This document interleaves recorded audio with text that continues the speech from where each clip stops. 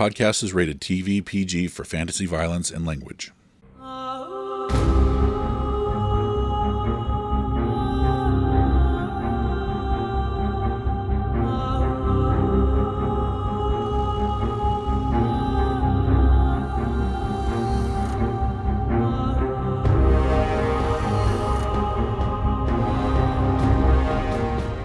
Welcome back to Star Wars Birth of the Republic tabletop role-playing game. Episode 11. I'm Kirk, and I will be your storyteller. I am Andrew. I play Hakru, the Zabrak Scout. I'm Eric. I'm playing Lashara, the Bothan Noble. I'm Greg. I'm playing Dodd, the Human Scoundrel. Yeah, I'm Seth, playing Jad Marketa, the Rhodian Scoundrel. This is Mary, and I will be playing Rura, the Tagorian Scout.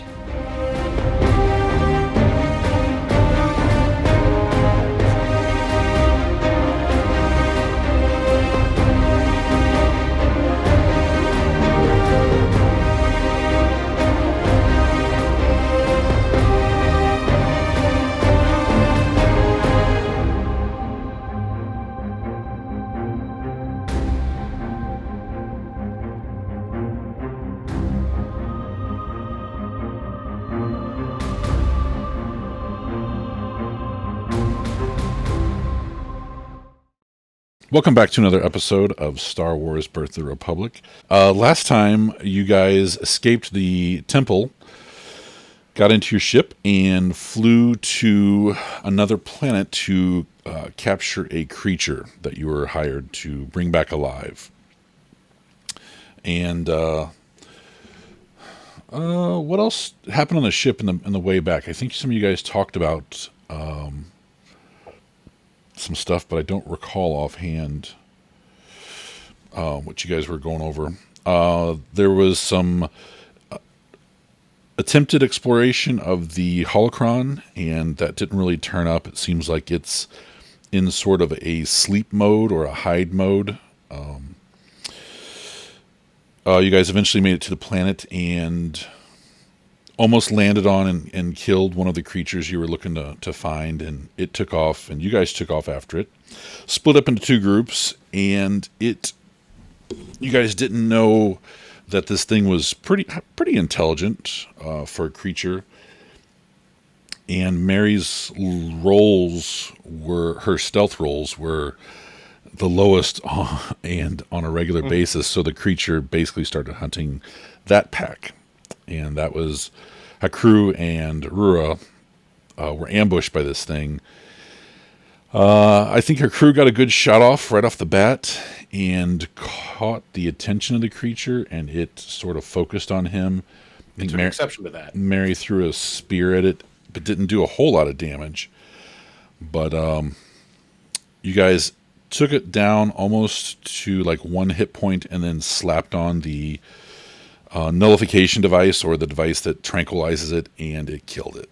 So you guys drug the creature back, and right before it died, it trumpeted out of its back this sound with smoke and whatever. So you guys drug it back to the ship and went back out to hunt, and found out that there was another creature in the area.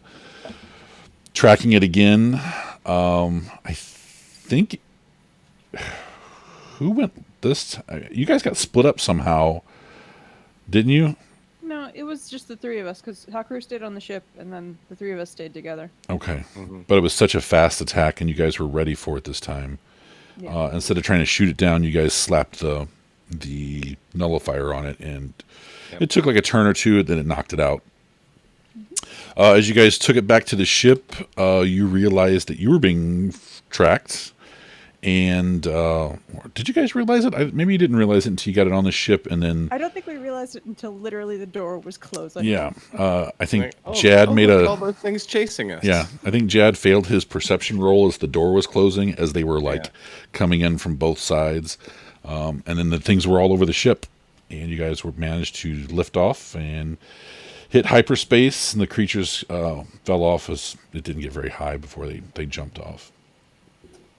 So you guys followed your own route back and landed on Bakura, and that's where we're starting. So Ship lands and the loading ramp comes down. It's up to you guys. So, one quick question, because we did have our inner game powwow. I know we've agreed on stocking the med bay. We agreed on shields. Did we want to get the spacesuits and synthrope as well? It's a good call. Yeah, it's probably I a good would call. think so, yes. Did we have a price that we were getting for these creatures, or was it something that was to be negotiated? It was 1,400. Okay. Not terrible, but you guys got some fun out of it, and your crew Right. almost died. So yay, price is worth it. We're sitting there going, I did mention that was the first hunt I've ever been on, right? Like, I didn't know I was that loud walking through a field of grass. This is information to keep handy. Live and learn. Live and learn. And especially, I as a DM, I kind of banked on Seth not rolling the greatest, and I thought he would wind up attracting this thing's attention, and he rolled great on his stealth. I think there was one he rolled low on, but Mary was like 9. So The damn cat didn't land on her feet. Damn cat is very large. So here's where that meta came and screwed me, is because a crew, like, as a character, really would have loved to have gone with Nanat. yeah, But as the player, I was like, no, Nanat's going to be the better hunter. This is a Seth mission. Let's give him his time to shine with the better hunter. And so that's why I went with Mary. yep, Just yep. It worked out. It worked out. You got a creature. it was fun. It was all fun. Did it work out? As the person who was eaten, I had fun. Everyone survived and healed Ish. fully. Like, only scars, no long-term damage. It's fine. Scars are important. Yep. All right. So there is a shopping trip to buy med packs. Were you guys going to stay here and do ship repairs, or did you want to go back to the construction company? Because it was several episodes back that he said if you guys start supplying him with Tor, he would take a percentage off of the cost for upgrades, because he does have that. He has like his own shop or his own Right. hangar that he can do stuff in. And that's what I was kind of banking on. I think we get the supplies for the med packs, the rope, the suits, the things that we're learning en route that we're learning to need. Probably some replacement parts Yep. for the ship that got banged up pretty bad. Let's get those things now, and then we'll count on this guy's service when we get there with the tour. The plan is to go back to Dog He, get the tour, go to this guy. Isn't that right? Yeah. Like we Yeah. initially set out on this journey to heed the calling of the Force. Right. Right. And give them time to mine some more of the ore. And bonus points as a player. I feel like Lashara's mentor on Dog He may be able to give some insight onto this Jedi holocron, or this mysterious device that we have. Well, Lashara, while you guys are processing your business here on Bakura, she plans on, now that she has a little bit of information about this lightsaber and this device, I think it would give her an advantage on finding information of at least what it is. She has a pretty good galactic lore skill, and Bakura is connected to the network. So she is going to spend her time here rolling for what she can figure out about this thing, any kind of information to try to find out its secrets. Okay. They've probably got a pretty killer library here too.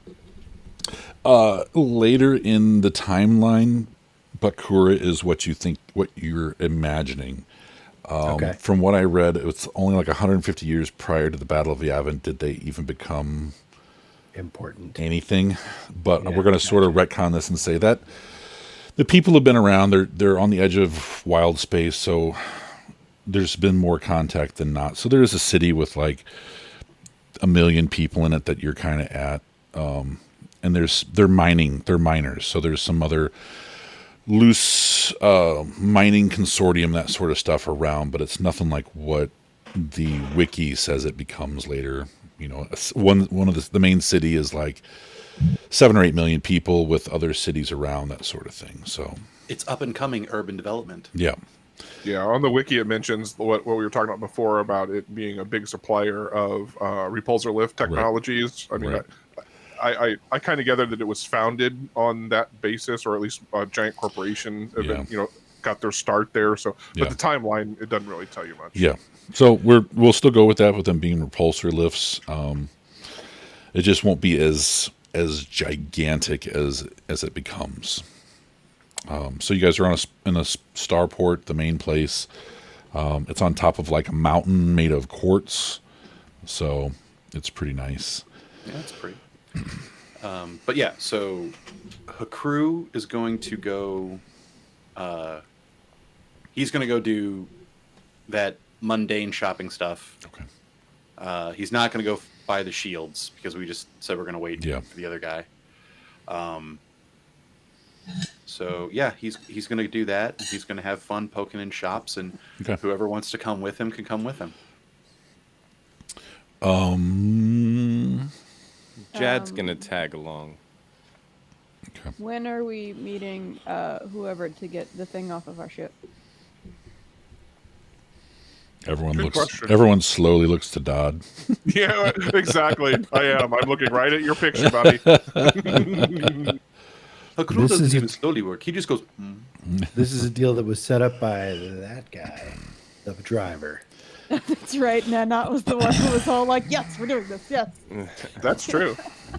He comes bebopping in and he stops. I just listened to this part of the episode, and he agreed, but I think you were the point man that took the because he's the same guy that you delivered the Tabana gas to. That's great. Okay. In that case, why don't I let him know we're here? Okay. And I'll connect to the computer and send him a message, let him know that we've got a window of 8 hours.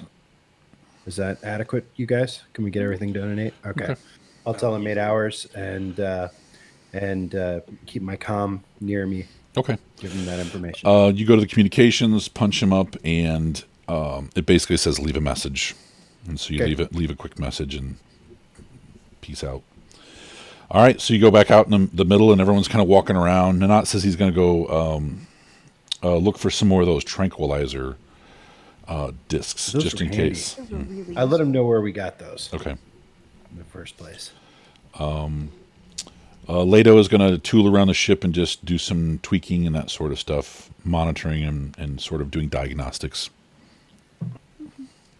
Yeah, so Lashara is going to go initially with Jad and Hakru, like towards the shopping area or wherever the market kind of place is. But she's on a mission to find a library, some type of learning institution where she can plug into the holonet and figure out what the hell this device is. Okay. Hakru is going to recommend that we take the speeders, just because we're going to be bringing back so much that probably more than can carry. Cool. Yeah, Rura wants to go shopping too. She really just wants to go wander around and experience the city because it's one of the things she hasn't done before. Okay. I'll ride with you, Hakru, but you're taking it easy this time. Hakru is easy going. Always easy going. You see, it's very easy. Lash is riding by herself. She will not be on a speeder with the kitty. So you have 2 speeders. So, Dot, are you going to ride? I'm staying at the ship. Okay. These guys, I figure if this guy contacts me at any time. Okay. I just was kind of hoping somebody would stick around to help me in case these guys show up with some heavies. But if you guys got it, you got it. I'll see you later. Hakru Have is you going. mentioned anything like that actually out loud? Rura's like, she didn't really have anything really that she wanted to go do in the city. Go have fun. Go have things. fun. It's cool. She's I got this. Leto and I will take care of the ship. We won't open it up for a big group of heavies. And stay near comms. I'll get a hold of you if we're in trouble. Nanat Here, says Rura, he can go with we will Rura. squeeze. Rura, we will squeeze. We will squeeze. So he like gets So like three really people. high up on But the no, on the 'cause- speeder. wait, Nanat said he was just gonna go with. I'll me. go with Rura. Yeah, Oh, okay. we'll just walk. It's cool. She wants to see the city anyway. Yep. So Lash is not going to carry her sword anymore. She's going to carry the lightsaber and she's going to conceal Okay. it. Okay. Do you just want to assume your sword's in your bunk or mounted on a wall? Yeah. It's mounted on a wall in the bunk. Okay. She never knew how to use it. Super great anyway. Apparently to her It's- stats. I thought it was more like a family heirloom, like the royal sword of Kafre that, Yeah. has been Well- around for like 3,000 years and no one like dared breathe on it. And you were like, yank. Woo, woo, woo, woo, woo, woo. So she knows. That episode She of knows Game how of to. Thrones. Yeah, that's knows- exactly. She knows how to use a sword, but Right. apparently that's a martial weapon, and she doesn't know how to use that sword because it's a vibro weapon. Yes. You hit the on button for it and it just vibrates so much. You're like, what's going on? Drop it and cut off my foot. Trying to like slice bread with it, and it's like, "Brrr," and the bread gets all smashed up. And you're like, I don't know how to use this. This should be easier. Yeah. So Okay. yeah, I'm off to the library. All right. Let's do Andrew and Jad, or Hakru and Jad first. So you guys take off. City's pretty big. It's built in concentric circles. And the city headquarters or whatever is in the middle. So it's pretty easy with radiating streets. Excellent. A crew is going to go to the medical supplies first. Those seem to be most important. Perception roll. Okay. Jad, if you're looking for anything, perception roll. Just let me know what you're looking for. Crew is going to re-roll this. The wind's in his eyes. The crew literally did one better. All right. So 19. 19. Jad, what are you looking for Jad, first off? I am not looking for anything in particular currently. Did you roll? No. Okay.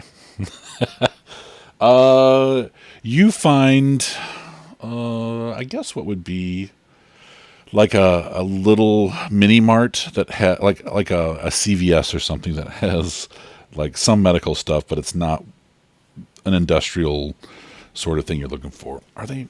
They're not. They shouldn't be. You're looking for med packs, right? Can I roll medical whether or supply. not to know to tell Hakru We are looking the place for we should be buying the stuff? Like we're gonna get ripped We are off looking if we for buy the- this stuff here. we are looking for med kits, med packs, and surgery tool. Yeah, I think you All would have. they are all deemed basic in the Yeah, I think he told you what he was looking for. So, but you No, don't. but I mean, you don't have to help him. I mean, you can look at all No, the what- streets and people and. No, would I be able to know like, no, we don't want to buy this at CVS. We need to go to a real place to buy this stuff. We're gonna get ripped off if we buy it here. That kind of thing. Would I know that? What I'm assuming the conversation is like, I thought there would be something else, and this is all I can find. And so you guys are like walking around inside CVS, and they've got like the little med packs and stuff, and you're like, what? That doesn't have this and this and this, which we need. So, I guess you can make a Why is there only half a med pack? right. It'd be a galactic knowledge or knowledge of life sciences. That you know there's something else out and where you could get them. I rolled a natural 20. Do you have life sciences? No, No. but I still rolled. Okay. He saw some really cool commercials Yeah. for med packs. Yep. I mean, I think at the very least, because the crew still has one of his med packs, he'd be looking for the exact same thing. Yeah, and you're not finding them here. Okay. That's basically how it's rolling. I don't think this drug emporium has what we need. Let's go try the next one. Okay. I think you're right. It took about an hour. So we will bounce over to Rua and Nanot. Nanats. Thank you. You're welcome. And you guys are walking around and is he chatty today? Let's see. Yeah, he's pretty chatty today. He's talking about stuff and it's just random things he's seeing and what he's smelling and what he wants for lunch and all that stuff. So you're getting to know him pretty well. Okay. How he operates. And he was looking for more of the tranquilizer discs. Oh, yeah. And he also has no idea where he's at or what he's looking for because he's talking too much. He just gets to a point and he's like, where are we at? I don't know. Do I know where we are? Figure it out. Roll a perception. No, I have no idea where we are either. I rolled one. That's what he rolled. So you both are lost. You have wandered down different side roads. Around here, pretty sure is that. You all have like, food and yeah. lunch and and you're like talking to each other and like turning and like, you know, when people are in the way, like you guys turn and then you're down another road and down another alley and eventually you guys stop and you're like in some sort of residential area where like clothes hanging from like ropes above your head and like people are walking around and carrying groceries home and you guys are like, whoa. What I think is funny is I don't think Nanat left the ship last time we were here, and I think Rura was still unconscious. Yeah. So it's all brand new. It's 100% new to them. Yep. you know, it's fine. All right. So we're going to cut to Lashara. Make us a perception roll, Lashara.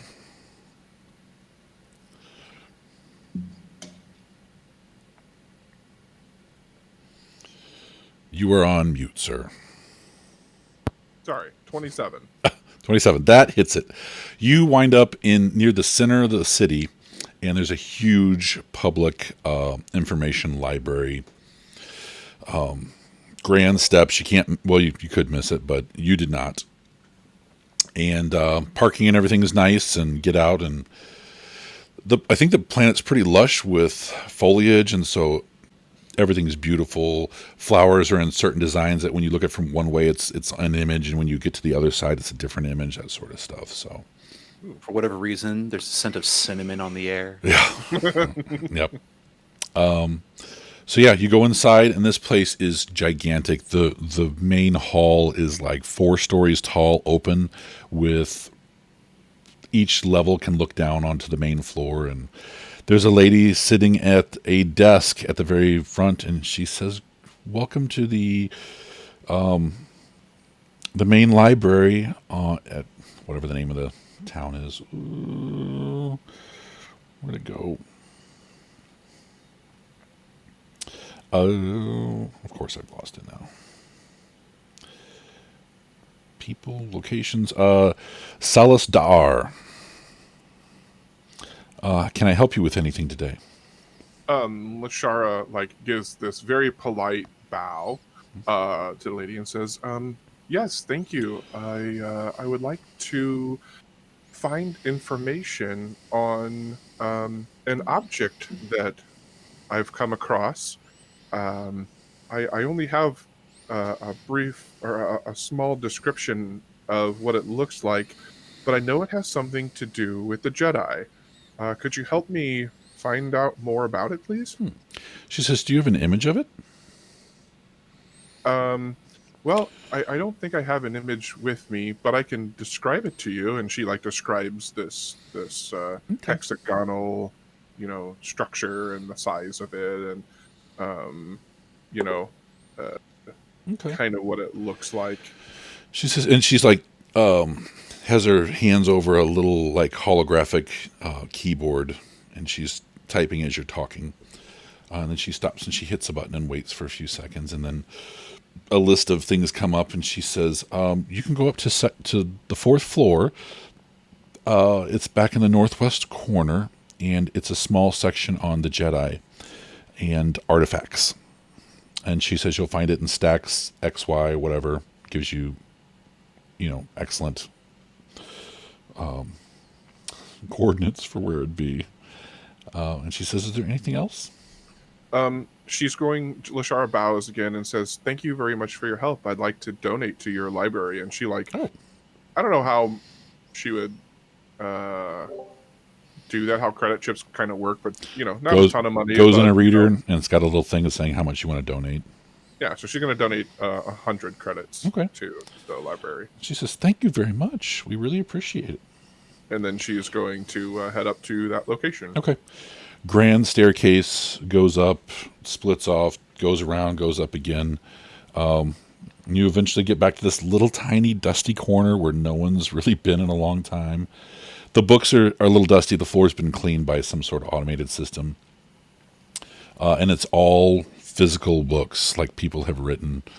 And you get to the shelf where it's at, and there's, let's see how many books there are. And there are 4 books that you find that you think are what you're looking for. One is like artifacts of the Republic, Jedi, books on the Jedi, and history of the Jedi. These are not the books you're looking for. Oh no, I bet I can find something. So you grab the More books. than I already know. And as you were walking back to the area, out in the middle part near the, I cannot think today, near the balconies that look down, there are big, long rows of tables that you can sit and kind of spread out. Okay, yep, that's exactly what she does. She has a seat and she just starts poring over this information. Okay. Trying to learn as much as she can. I'll let you determine what she can learn. Okay. We're going to cut back to Hakru and Jad as they are exiting out of the CVS with like a sucker and some munchies and a slurm. A slurm. I could not understand the sucker. Yep. Like, he's like, Oh, why would this be so hard? how is this enjoyable for children? It hurts my teeth. Snatch it from him and just see. If you can imagine a Rodian snout. with a sucker, yeah. It's all slobbery when he hands it back. And Crew just like goes, Oh, he imitates it immediately. It's like, Okay. I do not understand. I thought this is food. This is just. If I'm going to work for my food, I'm going to kill it and cook it. Like, this is just. No, It it's is- a treat. it It's is a very treat. tasty. Heck. Yeah, your taste buds have not quite experienced this sort of flavors and tartness and all He's that never had stuff. sugar. Right. I was just saying the Yeah. sweetness alone. Yeah, it zooms into your brain to a little part and it lights up, right? Backs out and he's like, oh, He's gonna go, there it is. I don't know if I like it, but I'm not going to give it back. I'll be right back. I'm going to get a couple more of these. All right. So you guys get back on the speeder and start tooling around again. Let's get perception rolls for what we're looking for. Oh, that's way better. 26. There you go.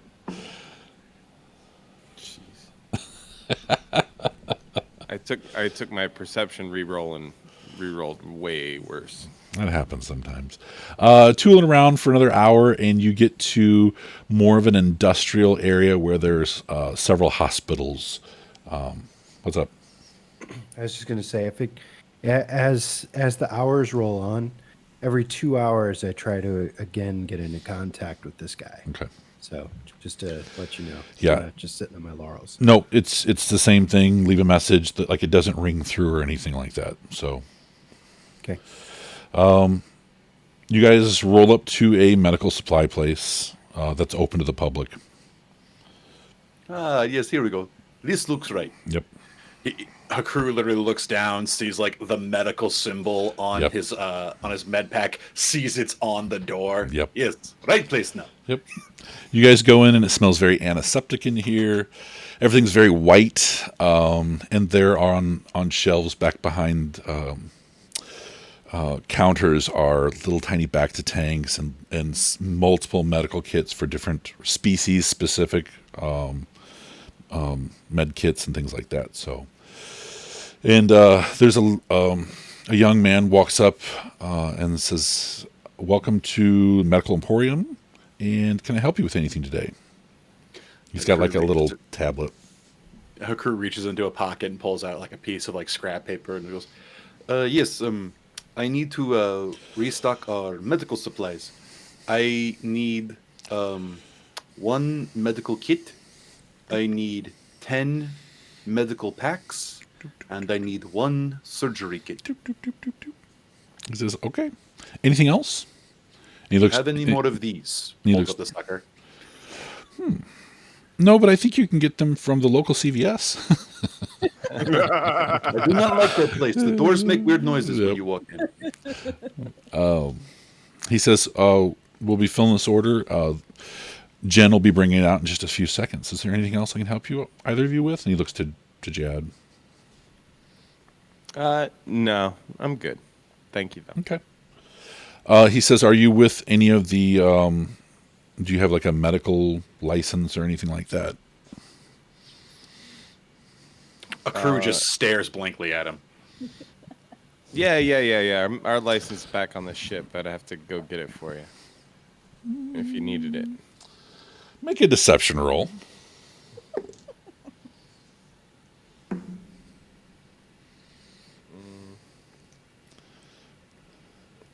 17. Oof. You want to add a force point to that? Yes. Okay.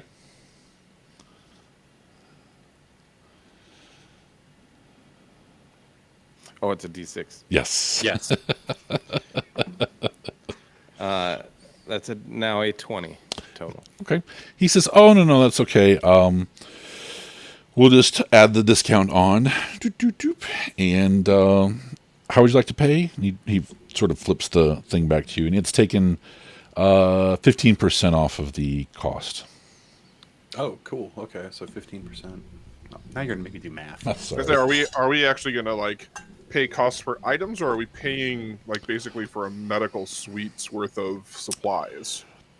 I think this is just per item, because the medical suite, I think it's a reusable med pack. Basically, is how it works out. Yeah. Okay, so at a 15% discount, it is now 2,200. That's not bad. Yeah. So, Got it. I guess Jad was keeping the ship's credits. So, Yeah. Hakuru looks like a Yeah. Here doctor you to pay go. the man. He plugs it in, takes it off, and eventually a Quarren comes out. A small Quarren comes out, and he's got everything packaged up in one nice little crate, sort of, and puts it on the ground next to you guys.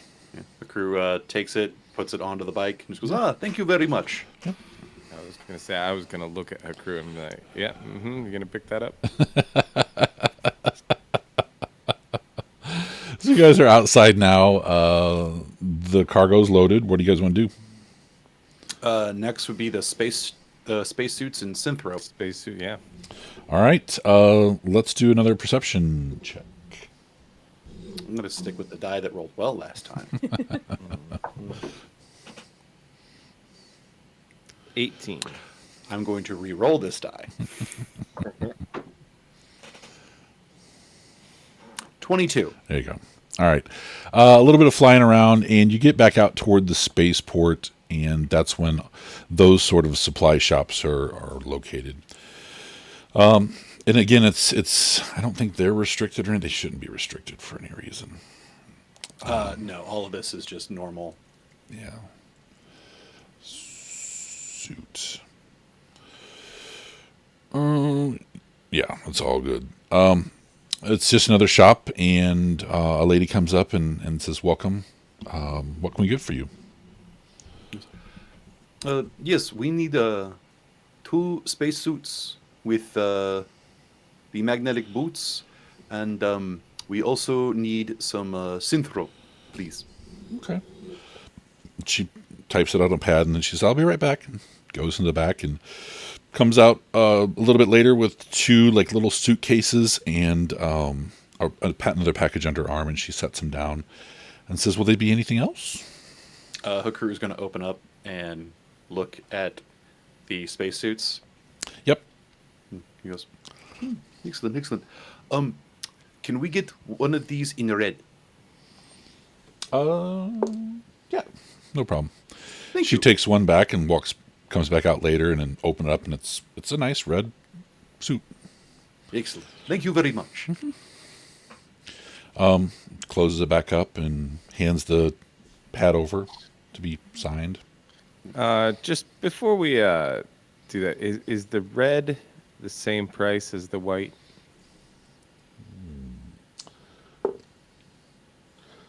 No, it is not. It is 100 credits more. No, crew, no, not getting red. No, But it matches Can't- the ship. It will can't be play- harder for... It matches the ship. no, we can't play with the ship's money just because you want to have a red spacesuit. We are about to We're get paid. You can have 100... The ship can have 100 of my credits. Well, since you put it that way, fine.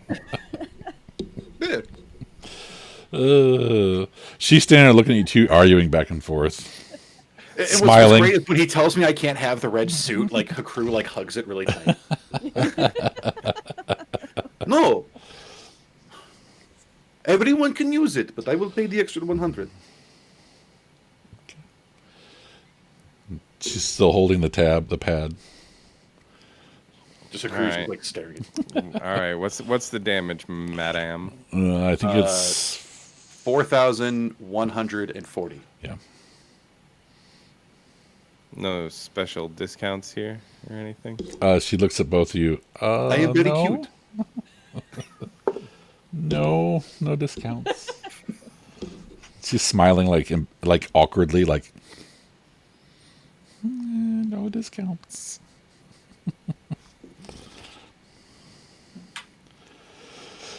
You sign it. She takes it back. You guys are walking outside with 2 big, like carry-ons almost. It's got How a much helmet. synchro? In it. Did you guys get?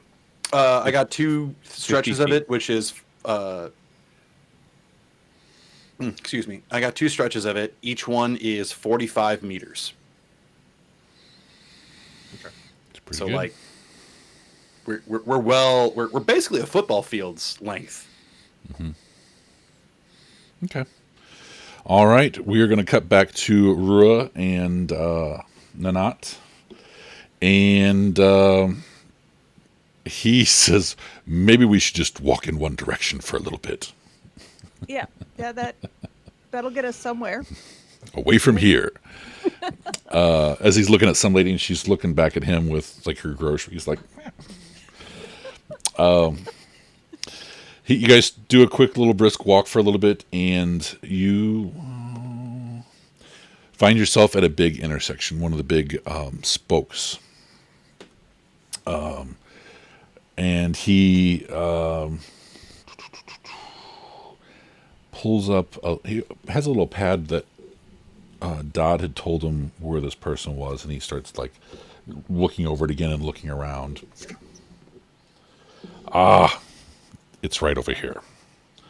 And you guys walk for like a block and a half over, and there it is. That's the guy's shop. Go in, and it's kind of like hunting supplies, survivalist equipment in here. Nat walks over to the proprietor and says, "We're looking for more of these." And he holds up one of the pucks. Gentleman says, "Oh, okay. Is that one empty?" And Nanat says, "It got used, but I don't know how much is left." And he says, "Well, I can fill it back up for you and at a much less cost." Nanat kind of smiles at him. The guy looks at you, Mary, and then looks back at him.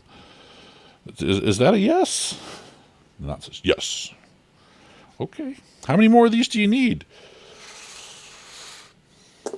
Nanat says, 5 more. He says, okay. Yeah.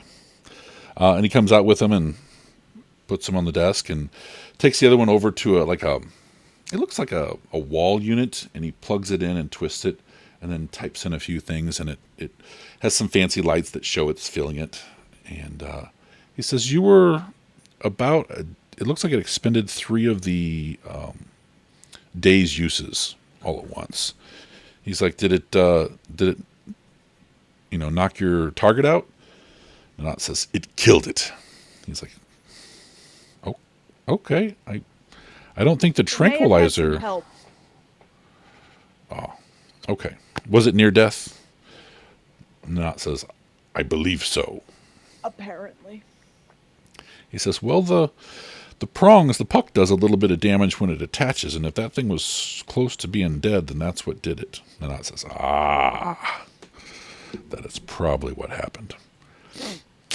Is there anything supply-wise you're needing here, Mary? That's what I was thinking about. Hang on, I'm trying to look something up. It took me a minute to find the Wikipedia. Or the wiki. I think if you... go ahead. Yeah, I figured I got there. I literally just got there. I don't know why, but it kind of sounds like fun to get like a throwing net. Something that just seems like it might be useful in some situations, that also just seems like something fun she can play with, and Okay. is a simple weapon so she can use it. Right. Wasn't there like a Star Trek episode that was a Roman gladiator episode? Yeah. There may have been more than that. Yeah. Right. More than just the one. Net. Just as long as we're standing around in a hunting shop, that seems like something that would could be hanging out a wall that you'd see and go, oh, that looks like fun. All right. Do you have the stats on a net, or where it's... Yeah, in Advanced the hunting, wiki I just fishing? googled net and it came up. Okay. Simple Yeah. ranged weapon. He says he's got all kinds of them, different colors. In case you're on a planet that's red or whatever, it'll blend into the water. But whatever you need. Oh, I want a red one then. Okay. Candy apple red coming up, and he sets it on there, and it is nice red. You're like, ooh, this is pretty fancy. I like it. So it's 25 credits, nothing crazy. Yeah, I can have whatever. Anything else I can do you for? No, this is fine for me. Okay. Let's see. Field kits, jetpacks, liquid cable dispensers, rations. Any rations? I still have a full ration pack, Okay. or rather, all of them that came in the utility belt. I think that's full still. So. Between the utility belt and the field kit that a crew has, he has 13 ration packs. Okay. Well, then we stocked up the ship too for the journey, I think. Yeah. Yeah. Yep. Yeah. No, so I think otherwise I'm good. Spacer's chest.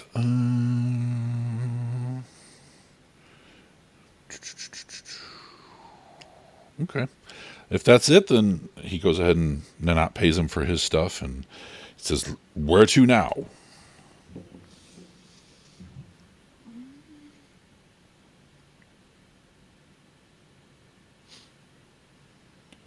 I don't know. You want to find something to eat? Yes. So you guys go outside and use your perception Oh God. with your noses. Oh, that's much better than the one I rolled last time. That's a 20.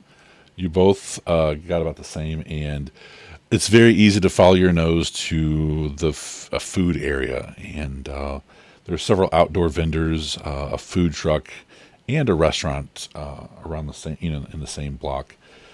It all smells really good. It is cooked everything you can think of, from plants to meat to whatever, and various styles too. So I find the Star Wars equivalent of a euro. Yep, There you go. they have it. They're not buy several things, and just eats like crazy. Like he's never seen food before. I mean, she's definitely grazing. Like it's one of those where it's like we keep passing trucks and we're like, ooh, Yep. that looks good. Yep. Ooh, I'm still eating this other thing. That looks good. Yep. Yeah. And he's eating weird stuff, and you're looking at him like that doesn't sound like that's gonna sit well, and he just keeps eating. He's like, "Oh, it tastes great." All right, so cut back Frog on a yep, cut back to Lashara sitting in her library, going over things. Let's do what would that roll be? Gather information. Okay. I just rolled a natural 20. Nice. So it'd be a 31. Yeah. You are able to find in one of the books a whole section on holocrons and the great holocrons, to be exact.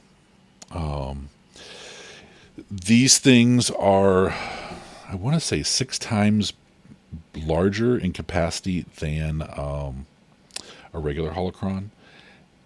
They are also able to hold multiple imprints, and reading into it, Jedi and Sith can imprint themselves in it. Basically, let it copy them and their thoughts and how they think about things and their philosophy. And so these things can become teachers down the road.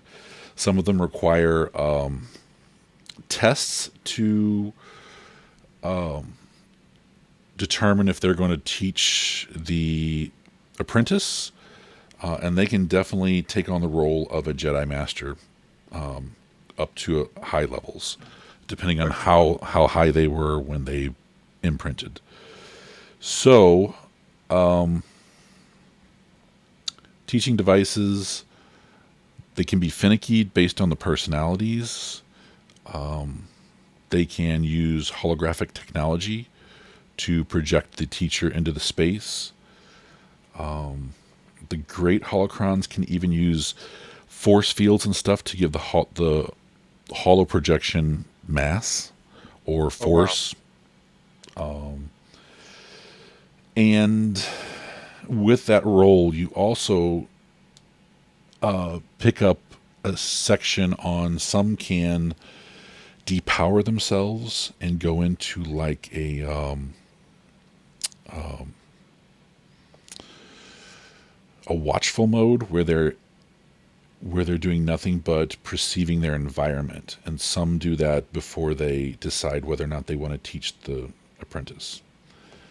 Okay. So, and Awesome. it's almost exactly what's been happening with this holocron, where it feels like, and these books are written by a Jedi, so it feels, they can push their feelings into it and sense it, and it feels like the holocron is hiding, or there's an entity inside that's sort of ignoring or hiding, and it's exactly what's been happening to you. There's also a buzzing noise when they are actively sort of scanning their environment, and they have the ability to scan pretty good distances, planetary almost. But there's nothing about dreams or anything like that in them. So, some have been recorded to enter dreams when they're in close proximity, but nothing over like the vast distances that you've gotten dreams about. Wow. So- Okay. Awesome.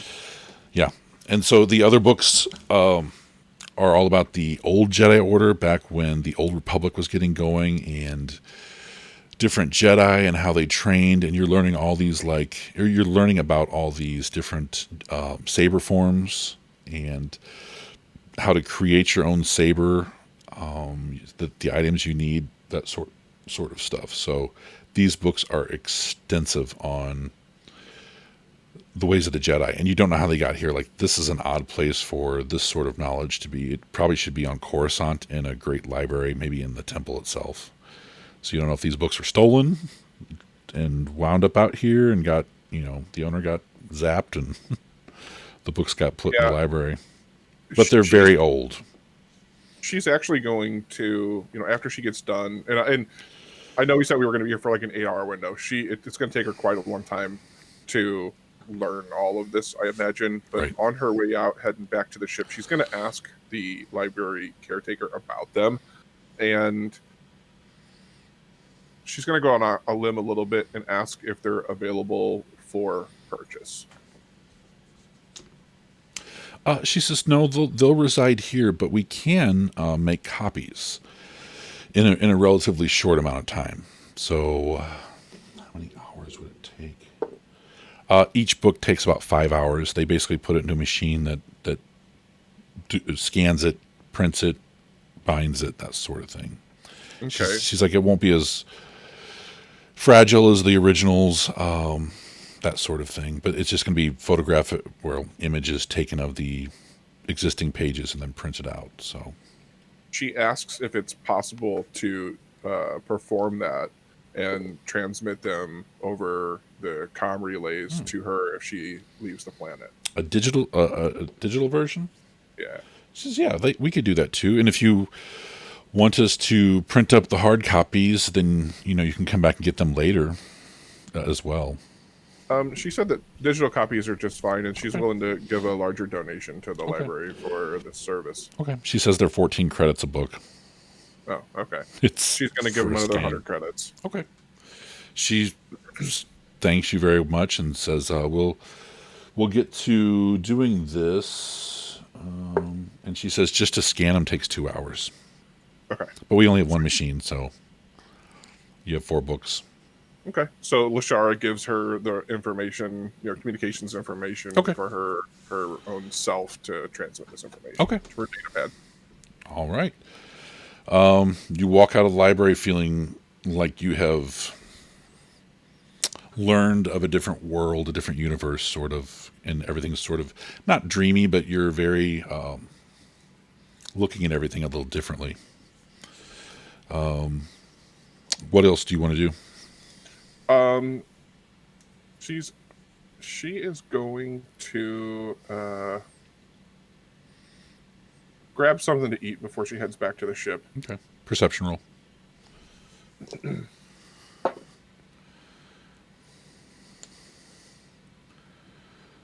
18.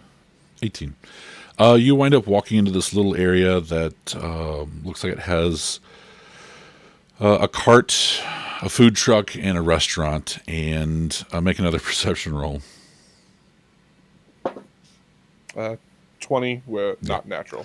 Yeah, 11 plus. you walk in, you're like looking at some of the things in and out of the corner of your eye. You look over, and there's Nanat like shoving a whole Subway sandwich into his mouth, like. Rura standing next to him, like eating the equivalent to a plate of nachos. And occasionally she looks over, like with one eye at him, and then goes back to eating her nachos. Lash is going to go. This is the best food ever. Lash is going to go sit down at a table next to them. Okay. When Nanat see you right away. Oh yeah, he sees you like as soon as you start walking over, he goes, "Ah, Lashara," and like food's coming out of his mouth, and he's like waving you over. This is the best food ever. Rura's like, oh, okay. Like she takes her plate of nachos like out of spit range. These nachos are pretty darn good too. I mean, this food is. While you've been there, you've seen a lot of people come through this area to get food. A lot of people from local businesses and stuff. I just continue to love how just imposing Nanat is, but just also how much he's just a golden retriever. Yeah. I'm loving it. And Rura's taller than him, so she's kind of looking over his shoulder. So yeah, her nachos are kind of at his mouth. But she's also a cat, so she's more fastidious about a lot of things, despite Lashara's continual aspersions on her species. So yeah, you guys sit down and Nanat just keeps eating. Has a bowl of chili, and then he eats, a huge dessert with pudding and something else. And you're like, oh, how his stomach is he's gonna be in the pooper for a long time. I've been sampling, but that's he's taking it to another level. Yeah. There's like a chili cheese sauce, then he gets a bowl of it and just like. Everyone goes, ooh, ooh. He's like lapping at Yeah. the corners. It's got cheese all over his fur. So Lash is going to go up. You know, she's going to wait for a server to come to her because she's just that kind of preppy. Yep. And when the server arrives, she is going to ask what their local delicacy is and try that. Okay. She tells you what it is, and she wipes down the table and sets down a glass of water, and then goes off and gets the delicacy and brings it out. And it is a small pheasant of some sort that's been like battered and fried, and it looks really delicate. Not quite as small as a Cornish game hen, but maybe it's like about the size of a small duck. And the way it's arranged, it's all ready to be pulled apart and eaten. Sounds perfect. So she eats it very properly. It is really good. It is mildly spiced. It must be deep fried in some sort of animal fat because it is mouth-watering. Awesome. And it has several dipping sauces with it. So it's like wings. Like the whole thing's just made out of wings. You just pull it apart and you're like, ah. So this goes on for about another hour. Why is it when you cook one animal and another animal, it tastes better? All right. Turducken. Yeah, exactly. So we're going to cut to Dodd sitting on the ship, and he gets a message that comes in, and it's Chur. It says, sorry to keep you waiting. Oh, no problem. Just getting some relaxation in. How's it going? It's going. When do you want to meet to turn over the creature if you have it? Have I heard from the rest of the crew as to when they're going to be heading back? No. Okay. I'm going to set the time for about the time that that 8 hours would elapse because I figure everybody will be back by then. Okay. And I'll say, yeah, how about meet us at the spaceport? We're here now.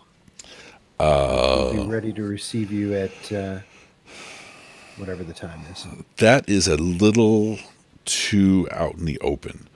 Would you be able to land at these coordinates and meet me there? And it's kind of on the other side of the city, almost at the edge, but there are places to land ships. Okay. If there's a place to land ships, I'll assume that it's okay and give Okay. them I think we can work that. Okay, in a few hours then. Yep, a few hours. Sounds great. He shimmers out. All right. Okay. We're going to go back to Jad and Hakru.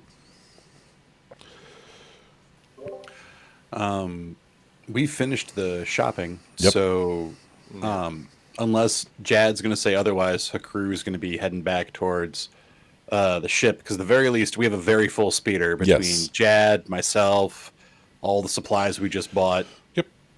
Probably have to go a little slow just so that way we Yeah. don't like tip over. It takes Normal speed. It takes like 20 minutes. You guys get back. You're able to unload the ship unload the speeder pretty easily. There's not a lot of stuff. I mean, like, so all of the space equipment, Hakru would store that in one of the cargo bays, and then all the medical stuff, Okay. just put it in the shelves in the medical section. Okay. About that time, Dodd comes out of the communications room, and as you guys are sort of moving stuff into the med bay. Well, you're back. How'd you do? You would be proud of Mr. Jad. He was able to get us, I believe you say, discount on the medical supplies. Apparently, he is fantastic. doctor. Yeah, He is, is he? that's absolutely right, Dad. And also, I was able to get us to not buy this stuff at CVS. He was known as, I think he said, Dr. Feelgood. Yeah, okay. I got a card. I for kind that. of, I kind of look over the supplies. They look like they're pretty good quality. Yeah. Yep. And I give. Looks like we them robbed a both hospital. nod. Yeah. Yeah, nice. I give them both the. All right, nod, and where's the other two? They were doing their Other their three. own exploring, Other and three. sorry. Miss Lash has took the other speeder to go to library. As I understand, it was further distance. Okay. But the other two are only walking. I'm sure they are not far. That guy come pick up the animal yet? No, we're supposed to meet him. And I give you I kind of point out on a map where I think it is that he's talking about, and I say we're going to meet him there in about 3 hours. Why doesn't he just come here? We're already parked. Well, I'm starting to get the impression that maybe we have an illegal animal. Jed is perfectly legal. That's true. He is. I have not witnessed him do one illegal thing. That You you're know, aware of. That's why I said I have not witnessed. he's a doctor after all. Yes, Doctor Okay. Feelgood. Right. He I make guess, you feel all right. I guess I'll send a ping to the other three and let them know that we have a meet in about 2.5 hours. Okay. Yeah, it's just over your comms, and they easily reach. So you guys get a message with Dodd saying, "We have to meet the client on the other side of the city to drop off the creature in about 3 hours." Not I'll go check on the creature while we're talking about okay. it. Do a perception roll. All right. All right, we still have like the carcass of the other one. Well, you kind of cut it up and prepared a whole bunch of it, but Right. I definitely was messing around with it because I was gonna try to see if we could eat it, and that Right. wasn't a thing. I So was now it hoping was we could like, sell it. 25. 25. Yeah. It looks like the device is still registering like 6 more days of worth of tranquilizing. you know what we can do? We can, if we continue. I was already kind of working on this, but only so much I could do. If we continue to mince up the meat, we could say not only did we bring creature, we brought feed for creature. Maybe get a little more.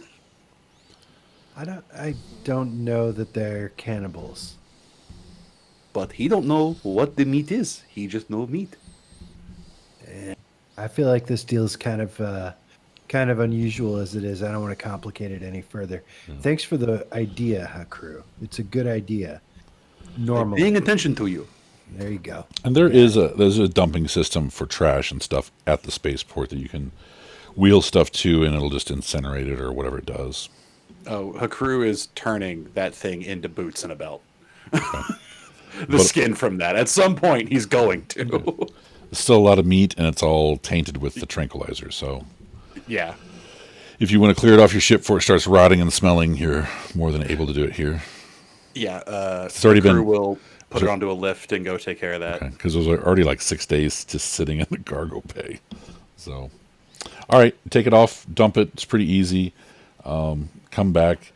Nanat switches to Nanat, and he says, "Fine, let's go." And he grabs some to-go food and starts heading back. "We'll see you at the ship," he says. Hakru is going to so Hakru is going to save teeth, claws, and hide Okay. from that, but meat and probably the vast majority of the bones he's going to go ahead and dump. Okay. Easily done. Mary and Nanat walk back to the ship. Lashara, how long are you going to stay and eat? Or Yeah, just once she's done eating, she's going to head back as well. okay. Gets on the speeder, and then eventually you see them as you pass by, heading back to the ship. She, and secretly Aurora is going, oh good, we're going the correct direction. you guys eventually get back. Lashara's already gotten back and putting the speeder in the ship. So you guys are all there, and you've got another 2 hours or so before it's time to go meet the dealer, I guess. Okay. I'll check in with the other crewmates as they come back in, see how they did on their shopping or learning excursions. It was So- fun. They have great food, and I got a net. I don't know what I'm going to do with it, but it seemed like a good idea at the time. A net. All right. And how about you, Lash? How'd you do? So Lash comes kind of like almost giddy, bouncing in, and she's like, Dad, I had a great time. I spent it all at the library, and I learned so many things about what I found on that planet. I'm gonna be in my room for a little while. I'll let you know more as soon as I know more. And she just like dashes past and goes into. Okay, let's batten down the hatches. Hakru, Rura, let's do a once over on the ship and make sure there's not some last minute details. We can't plug some holes, maybe replace some armor, and you guys can point to me what I can do to help. Okay. Okay. You guys hit some asteroids, right? And Right. did, okay, so there is some We- cosmetic damage. Some of it stuff. Yeah. Yeah. You see So that in the black hole, yeah. no, that all got fixed up because you guys limped back to here and got all that fixed up. Yep. But I think when you Gotcha. were going to the animal planet, I thought you hit that Yeah, we asteroid field. Yep. Animal Planet. Okay.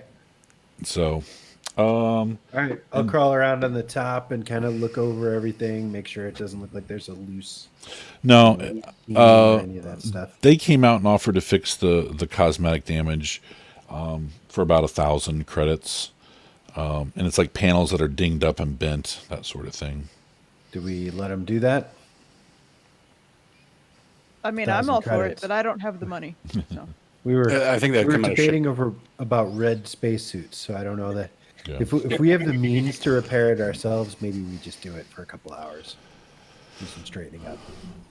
Yeah, We should repair our ship, Yeah. yeah, it's not by red jumpsuits. It is not jumpsuit. It is spacesuit. It is important. Is the crew wearing it now? Like, No. or it's- Just wears it everywhere. It feels like a dream. He's walking around in it. like the guy in Mos Eisley Spaceport Yep. wearing the spacesuit. Yeah. Yep. That's all I No, have. he's not doing that. He's very much like he's still in like the really shitty tattered flight suit that he found on the Ripper that Yeah. didn't fit anybody Yeah. because that's all he has to wear before Lash bought him the outfit. Okay. So, do you guys want to have them do it, or did you want to try and go out and buy the supplies and then do it that way? It'll be a reduced cost, but it'll take another 5 hours to, We don't have that kind of time. where they have pre-made parts. Okay. So go ahead and spend it, and the droids come out and they bring out shiny new panels and paint it and everything so it matches up really well. And it takes them like an hour at the most. Okay. And they're done, and they ask for their money, and then they go. And you guys are right at like flying over and waiting. Yeah. Do pre-flight and then Okay. head over. Nanat gets everything ready and lifts off and takes off above the city for a little bit, and then flies over. And then you guys see it, and it's not really a landing pad. It's more like a flat topped rock. And there's a couple in the area, and the one he has marked is like the largest one for the ship, and the ship sort of sets down on it. Okay. When we sat down and we see the area, this is when Hakuru goes, "Oh, it is because animal is dangerous, so he wants it out of city."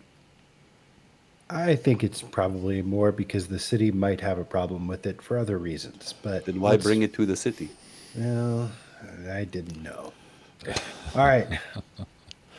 All Let's right, get this done. you guys wait around for a little bit, and eventually you see a large repulsor cart that has like a cover over it, and it looks like it's got bars underneath this like tarp that they've sort of put over it, and it's about let's see, the main guy and 8 looks like hired guns or whatever they would be, and they're kind of looking around as they're coming out of the edge of the Okay. city. I hold the comm up to my hand or up to my mouth as I click it for call all. This may be more interesting than we think. You might want to arm yourselves just in case. Ooh. Aurora hops down into the cargo, blaster pistol in hand. Or, holstered, goes down Yep. to the cargo bay. Okay. I'll There- walk down, arms spread. Welcome. It's Chura the Twi'lek, this skeevy-looking Twi'lek with his tentacles back over his shoulder. He says, "Dad, It's good to see you.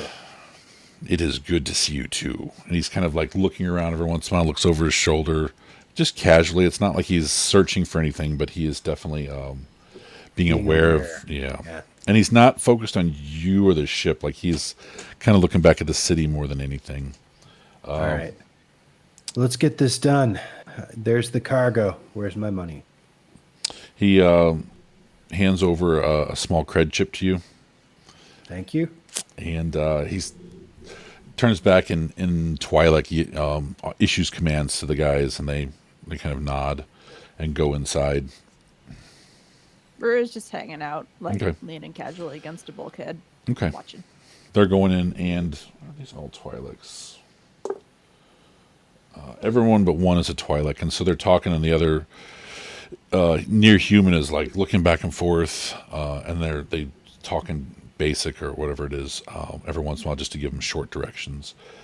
They open up the cage. I guess you guys have to open up the cage if you've got a lock on it and everything. Yeah. Yeah. Do we move the cage to like the No. No, 'cause edge? we welded it into I was the. gonna say. Oh, well okay. done. Yeah. Let them do their thing. So you open it up, and they look at the monitor on it, and it's got like a heartbeat, and they push a couple buttons, and it shows different. It switches between different displays, and they look back and say they nod and slowly drag this thing out. It takes all 8 of them to sort of push this thing on the metal floor. Get it out, and they bring over a small repulsor pad and turn it off and kind of roll it over on it and then lift it up, and they start maneuvering out of the cargo bay. Chura is standing back with you, and he's like, did you have any problems out in the wild space? Nah. We managed just fine. About as well as you would expect. A kind of little. It is dangerous. It can be. Yes. It can be. Gotta have a good crew. That helps. That helps, definitely. And he keeps looking back at the city and looking back to you. Eventually, they bring the creature out and load it into their sort of. It's not a wagon or it's a big, not quite a box truck looking thing, but it's pretty good size. Their animal transport. Yeah, they load it in, and they're working on it. Perception roll. Everybody who's outside. A crew probably would have been inside the cargo bay. Is that still good or No. nope? Okay. 23. 23. 17, 18. Okay. 23.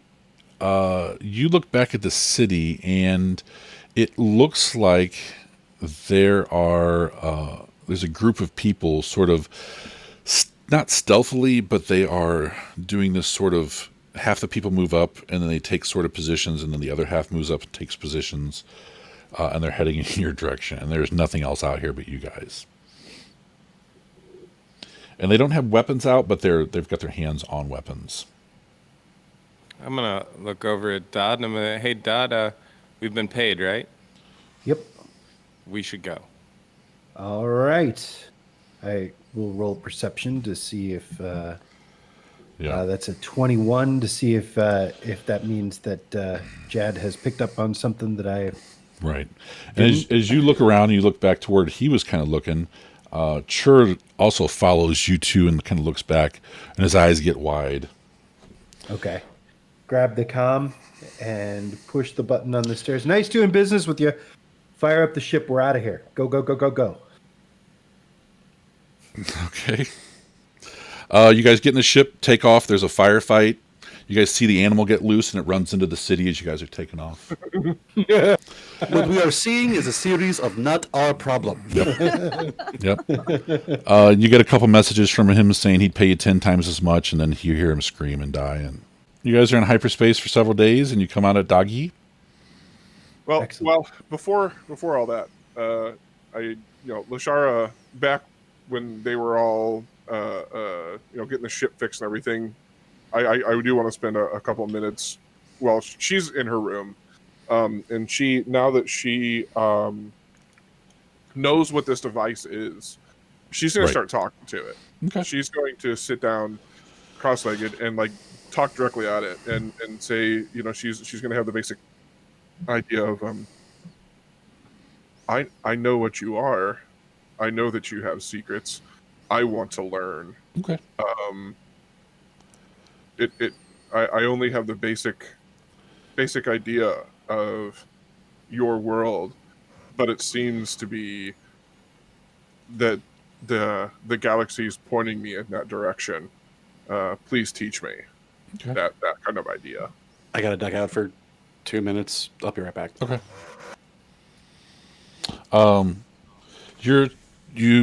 This is days of talking to this thing, and roll a use the force. 14. Okay. You're not really getting a lot from it. It's almost like now that you're directly talking to it, it's receding back down, hiding a little more.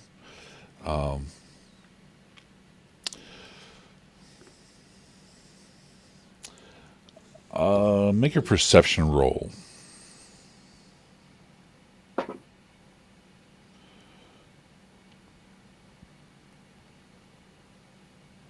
Uh, 25. Okay. In the middle of one of the nights, you wake up and hear the buzzing. And it's not a... I want to say, with Use the Force, you sense something walking around your bunk, sort of just looking at things. And when you fully come to consciousness, the buzzing quiets back down. Okay. She's gonna kind of almost be. No, she's not gonna be startled because she's kind of sensed that it was going on. But she's going to look at the device and say, if there's a test that you want, I'm willing to take it. Okay. Oop. All right.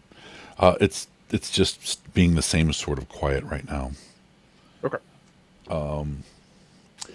And I want to say this goes on for the rest of the trip, where it feels like it sort of wakes up at certain times and like you're doing something else in the ship, and then sense it and then go back to your bunk, and it's quieted back down. So I want to say this happens about 2 other times, just randomly. You feel it and you get up and sort of go back, and it's just sort of stopping to hum. It's just sort of quieting down.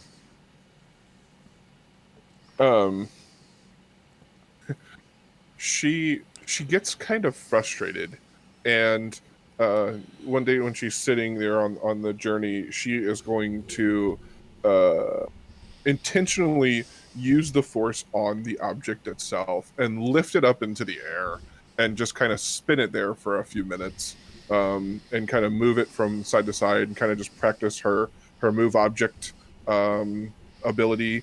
Okay. Kind of tossing it around in frustration. Go ahead and make a use the force roll for this.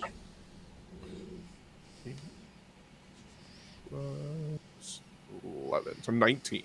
Okay. You're able to move it around and up and down. It doesn't seem like it's responding at all to it.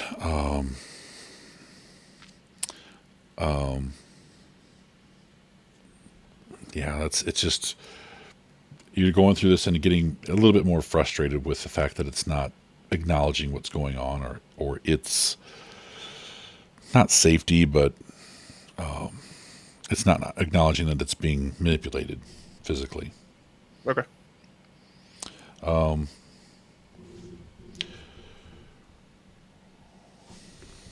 Yeah. So again, a couple more days of this, and it's ramping up. So it's not.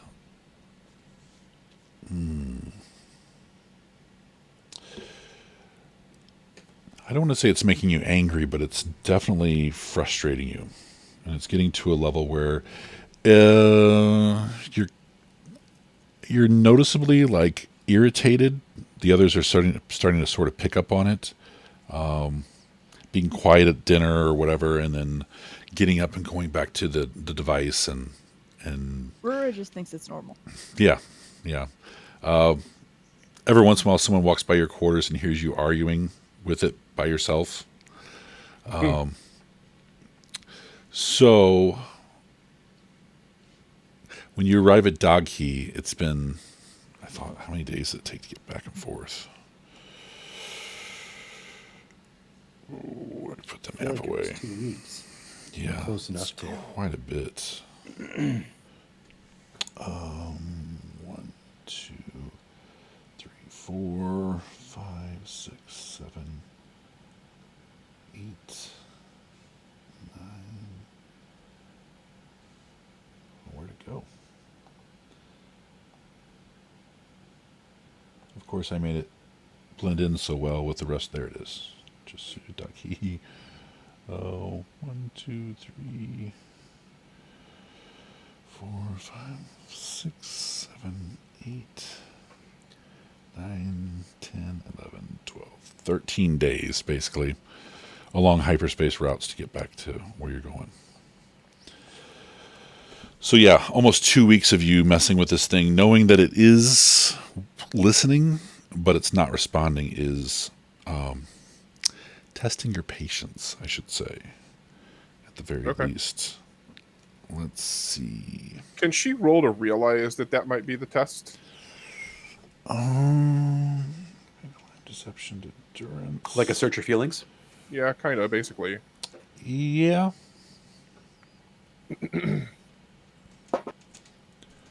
And sorry, I had to disappear. Our like PS5 decided to like do some weird shit, and we essentially had to do a hard reboot in order to make it work. All of our data's still fine, just for whatever reason it was being weird. So that's search the feelings as I use the force check. Right. She's rolled a 15. I'm gonna spend a force point. Okay. Go ahead. Sweet. I add 6 to that, so it's a total of 21. Okay. It feels like you're doing the right thing. That you're going in the right direction with this. Basically, what you're rolling while you're talking to it, I guess, would be persuasion the whole time. To try and get this thing to crack open or speak with you. So it feels like you're on track. It feels like you're being heard. It's just like it's not ready yet. Does that make sense? Yeah. Okay. So, 13 days, you guys arrive. Dogkey pops out of hyperspace, and you guys go into land.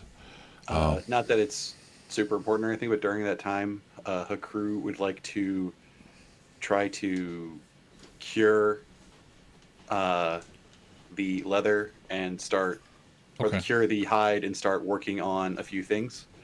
Survival rolls. Cool. The first thing he's going to try to do is weave like a 3-cord bracelet with some of the teeth in one of the larger claws. Okay. Or no, not a bracelet, a necklace. Okay. That just full on bounced straight out, and that die is now gone forever. So we're going to try again with a different one. Oh, actually, that's probably going to be pretty good. 16 plus 10, 26. It's a really nice piece. You took several days to carve it and put it together, and you think you could sell it for some money, some credits, but it looks really good. So when he finishes it, her crew is going to go to Rurua, and he is going to present it to her as a thank you for not leaving me to die. She doesn't laugh at you. She actually looks a little bit confused. She's like, I mean, of course not. And that's very pretty. Thank you. You're welcome. It commemorates the hunt, and it shows my token of my appreciation of you not leaving me to die. I wouldn't have left you to die if I had any other option, but I do thank you for the gift. And she puts it. That's it. Okay. She does like it. Okay. Thank you. Anything else you wanted to do with the other stuff? Eventually, but I have a feeling that's going to take more than 3 weeks, or 2 weeks, because what did you say, 13 days? Yeah. Because curing all that leather Right. and then spending the time on carving up the teeth and the claws and Yeah. creating that's a long project. Okay. All right. Anybody else want to do anything in the 13 days on ship?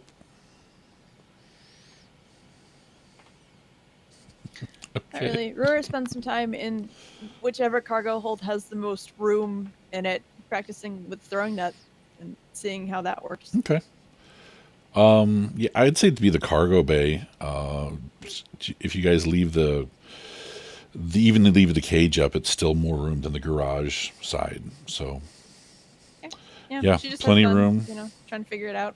set up some crates and throwing it around and all kinds of stuff.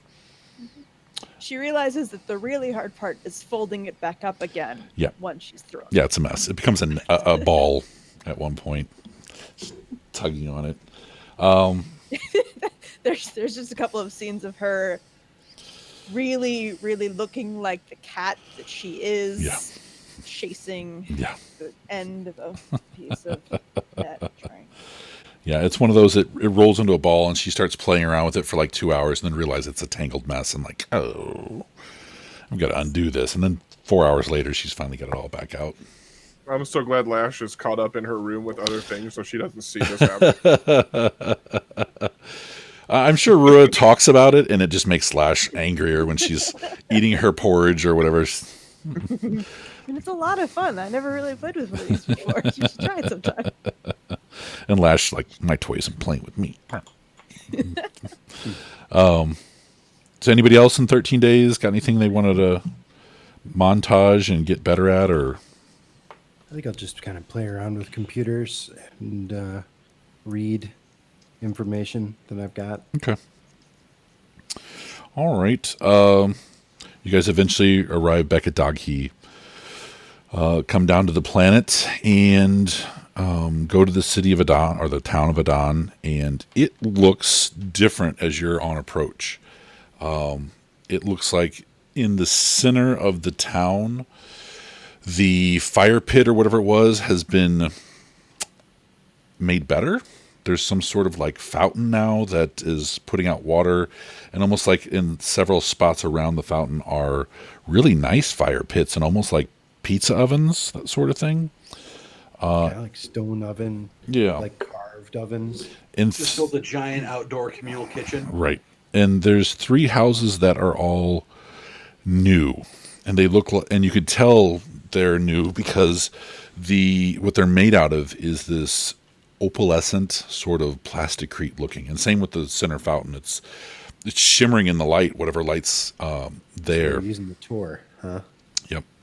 And you guys land, and landing gear goes down. The ramp goes down, and you guys are ready to go. All right. Brewer's looking around at everybody, kind of looking out, going, "This is all like have it like." Whatever the reactions are to the difference, and she's like, "So you guys have been here before, huh?" Oh yeah, this is like home. Okay. No, last time we were here, there were big holes here, here, and here. Right. And I walked past this. Like I said, home. and right over here, our good friend Panna passed away. I go looking for whoever their representative is that we're close to now. Ooh, you don't know. When you guys left, Panna was dead, and that was kind of it. You guys split like the next day. Yeah. Well, we saved the day first Yeah. by allowing most of them to get murdered. Yeah. But We were there for a little bit, I think. I don't think it was that long, though. I thought you guys went to the town and roughed up that, and then... It wasn't super long. arrangements. It was We like did- a few days, maybe a week. Is what we I did make remember. arrangements with the people to make this deal happen, Mm-hmm. though. So it's not like we just were like, well, they'll give us the tour and we'll make it work. Surely we worked it out before. I thought that was that worked out before the attack? I think so. Yeah.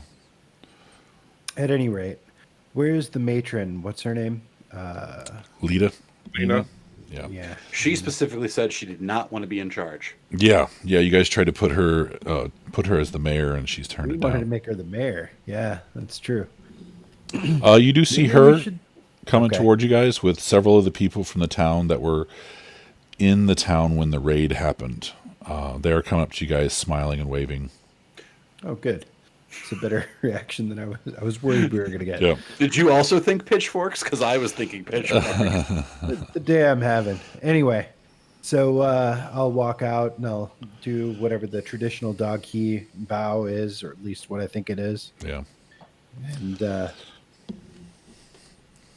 see what they say first. Okay. Lena comes up to you guys and puts her arms out for a hug. She said, "It's good to see you all again." It's good to be back. She said, Lash comes up and gives her a big hug. "Okay." She hugs back and says, "Welcome back. It's been a few months. We've missed you Yeah. guys." Looks like you've made some improvements all over the place here. Yes, your friend has helped out quite a bit. Great. Great. We now have Glad to hear it. a water purifier and flowing water into the city or into the town now. He's fixed up some of the houses with the promise that he's basically, if we keep supplying him with Tor, that he will build up the houses that are here. Basically, everyone's going to get a new dwelling. Great. And the additional manpower for defense. We have got a few people. How many did they get out? We got about 6 people to come from the city to help us out and move out here and help us mine. So we're hoping to get more, but it's a slow process, she says. Not everybody wants to be a miner or Sure. farmer miner, whatever they want to call it. I think once they see what kind of resources you're pulling in, though, it'll be an attractive proposition for a lot of people. We hope so. We hope Yeah. so. Well, we were hoping to enjoy some dinner if we could purchase that from your fine village and hopefully pick up a stockpile of Tor to bring out to, Haro. Haro, yep. Haro. So we're looking to pick up a supply and head out to Haro, and then maybe do that in exchange and get you some additional resources. So, Okay. She says, "Sounds good. We have 2 months worth that's ready to be sent out." What does that equate to in comparison to our cargo hold? Surely we'd have an idea. Twice as much as you were able to Carry. take. Yeah. Looks like we're gonna have to take a couple of trips to make this happen. What kind of resources are in town? Does it seem like the kind of place where we could pick up a bulk container? Yeah, definitely. They've got a full-on spaceport, so and they're, yeah. Okay. I'll discuss that with the rest of them. Meanwhile, it's just great to be back, and it's really great to see you. And it's great to see your village prospering. So it's good to see you too. I want to introduce you to our new representative for the town. Her name is Winnie. Her name is Winnie Oline. And I think she's on the wiki kind of barely, but I'm not the wiki. She's in the characters. And she comes over and introduces herself. She seems really sweet, really sort of laid back, and welcomes you guys back, basically. Okay. I'll listen to her talk and set up my BS detector to see if I can't divine whether or not she's faking being a good human being or whether or not maybe she's rotten to the core. Right. Boy, what would that be? Is it perception that finds lies? I can't remember. I actually thought that was like underneath gather information for Maybe whatever that's what reason. it is. That sounds see. like what I remember. But Learn secret information.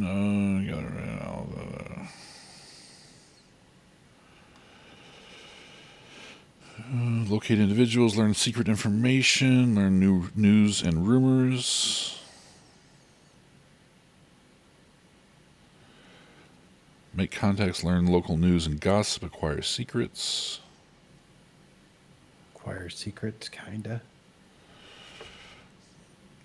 Let's see if it's I don't have perception down. Why don't I have perception down? It might also be deception if you can tell if someone is lying. I thought there were two opposed, like different roles. I could be.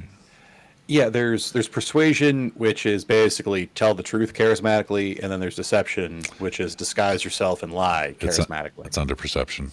It Since isn't? Oh. since deception, you can use perception to see through deceptive appearances.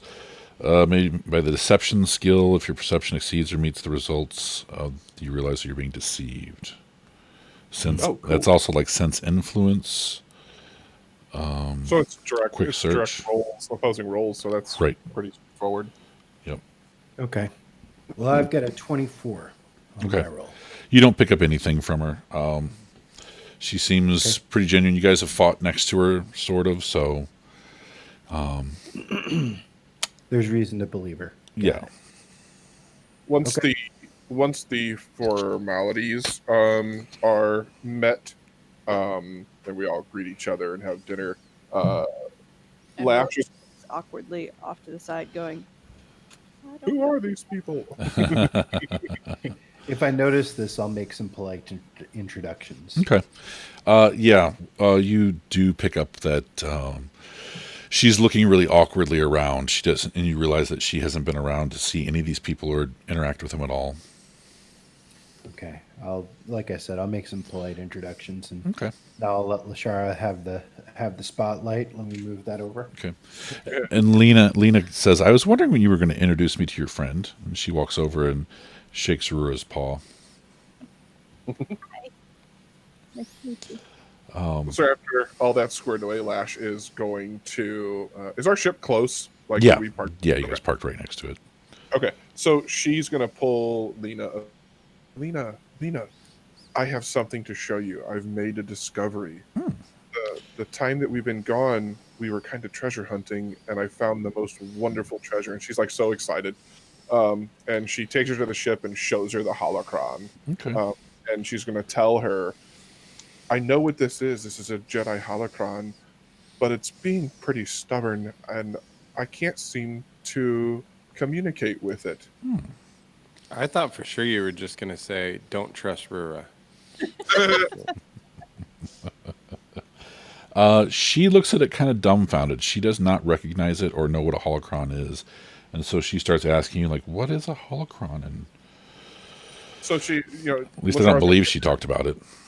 Yeah, so Lashara's going to give her like a brief explanation of, it's a Jedi learning tool, keeps information from imprints of Jedi of the past that want to store their kind of portions of their identity and knowledge on the device, and that many of them have to decide whether or not you're worthy of receiving that information, and she bows her head kind of sullenly and says, "Apparently, I'm not quite worthy."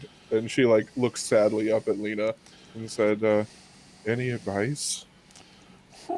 She goes over and puts her hand on it and sits there for a second. She says, "I can sense something in there, but it seems like it's waiting. So maybe you just need a little more time." Lass just kind of shakes her head a little bit and kind of ruffles her fur, and that's not what she wanted to hear. Right. She's very frustrated. Yeah. Her cheeks turn pink again, and she gets kind of angry at this point. Like, you expected her to sort of help you out, and she's sort of told you to wait, basically. So she tells Lena, well, thank you for looking at this. I just wanted to share it with you, since you kind of started me on this path. Okay. I thank you so much. She gives her another big hug and says that she appreciates all the insight she's been able to provide. Okay. And then, kind of shows it off for a second and then takes her back out to meet up with everyone else. Okay. Yeah, as she's leaving, she turns around and looks at the holocron one more time, and she says, "I can almost swear I hear it buzzing, especially after I took my hand off of it." So Lash is just gonna snap her head back and look at it again because she's and almost she's gonna both and snarl at it a little bit, Okay. not out of anger, just frustration, because she's heard this buzzing before and she's never been able to do anything with it, and someone else hears it now. She's just like, ah. It is anger at this point. You've been frustrated by this thing for 2 weeks, and boy, what would that be roll wise? Willpower. I'd say it'd be a will. Yeah, it'd be a will check. So roll your will. Okay. My dice loves 4s. Stupid. So how does that work? Because will is a defense. I think you're rolling against it, basically. So you would have to get over it to succeed. So it's going to be harder the longer it gets. I So got you. with a 4, your anger bursts forward.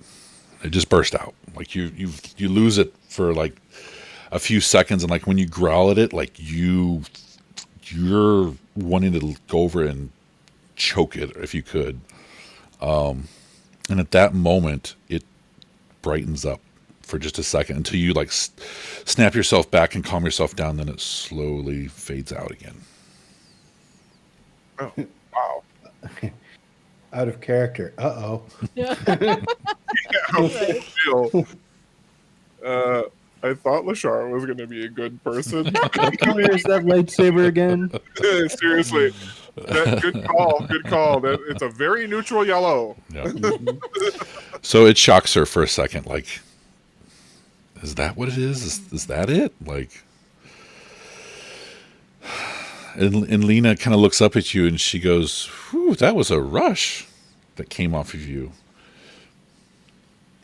And she apologizes immediately, and she says, "I don't know what happened.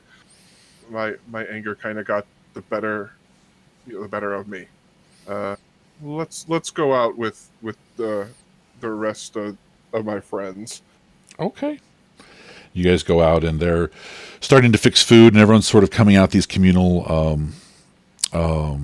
ovens, and it looks like they got a lot of fresh fruit and vegetables that they're all sort of bringing out of their houses, and they eventually come through and thank you guys for the food units that are in all of the places now. Like, they brought just a few out at first, and then they supplied every household with this indoor garden, and it's producing lots of food on a regular basis. So they are all very happy, very pleased, and very thankful. So into the night, they start playing music. Somebody roll a gather information check, whoever's got the highest. Mine's 10. So, No, anybody better? 4. I got an 11, and I just rolled a 14, so 25. Okay. Nice. I have a 5. Lashara, through talking to Lena, has discovered that Lena's son has sort of taken on the role in the city, the big city, Garia, I believe it is. More of a, they're doing more of a council to run the city, and he's not in charge, but they keep looking to him for advice. Like he's the ad hoc leader when they're not supposed to really have one. So he's been doing lots of dealings and getting the spaceport more accessible and getting things in and out of the city. He's also working with some people to set up other mining facilities near either near the city of Garia or out where they'll start bringing in Tor. So they've gotten a few shipments off to Haro, and that's what he has been building up the city with, not the city. He's been building up the town with. So he's also got some construction people doing some stuff in the city, fixing some things up, making it more habitable, and sort of bringing things into the 21st century. He's doing trading Tor for communication net. So now the holonet's in the main city. With as much as he's doing for this area, I feel like we're not getting paid enough. Seems like he's doing a lot of like, I'm gonna come fix that for you guilt. From what Lashara's found out, giving us enough money. What Lashara's found out is he's trading what little amounts of Tor they're providing him for fix-ups. Does that make sense? So the city can produce, the Garia can produce a little bit of Tor, and what they're doing is paying him in Tor to do upgrades and things like that. But for the small town, it seems like he's doing above and beyond to help them out. Yeah. Cool. So he could be selling the Tor for a lot more. He could be finishing up a project that he just got paid. You don't know the details. We'll find out. Yep. Jad likes to speculate. So the night goes by. And she says you could talk to her son to get a pod if you want to take both shipments off this time. That's fine. But it's up to you. Yep. So Let's we talk have 14,000 left. Right. And how much was the pod with that you needed? 60. I don't remember. But I guess it depends on how much we're making in profit on this run, because we got to pay the people for the raw materials, and then we get our subsidy based on whatever percentage it was. So, it's not like they're giving us this tour to bring to this guy. They're going to get their tilt off this too, right? These two shipments are kind of the thanks for freeing them. So they're not, when you're providing them with food now, that's sort of we're even. This is their tithe. These 200 tons or whatever it is. Yeah, you've basically taken this town from struggling to survive to eat to being set up to eat forever. And all they have to do is mine this stuff, which isn't super hard, but it's time consuming. It's work. And you brought them, you've got rid of the bullies off the planet. So for now. Yeah, so for them, 2 months supply of this Tor isn't anything. So what you're saying is that we're going to make a lot of money in a very short period of time. Right. But the next shipment we'll have to buy the Tor from them. Right. Bring it there and add a markup. Right. Okay. So yeah, it will start to level out. Yeah. I'm sure they'll always sell us the Tor for a pretty good cost. As long as Haro keeps helping them out, they may keep selling it to you guys for super cheap too. Okay. I think we buy the pod because what are we expecting as a price per ton of this stuff? How much did you guys get last time? Was it 16,000? And 8 had to go to food and 8 went to you guys? Yeah, something like that. So we're looking at maybe 16,000 was 50 50 tons, right? Right. And we've got 100 tons now. So we're looking at, 32,000. we'll say 40,000 Okay. for this if you're going to do both runs at once. So is it worth it to kick out $6,000 on a reusable container? It's up I to you asked guys. the peanut gallery. Yeah, it's fine with me. I mean, it's a Couldn't we known also space route, right? So Yep. we shouldn't have any issue of jumping from one place to another.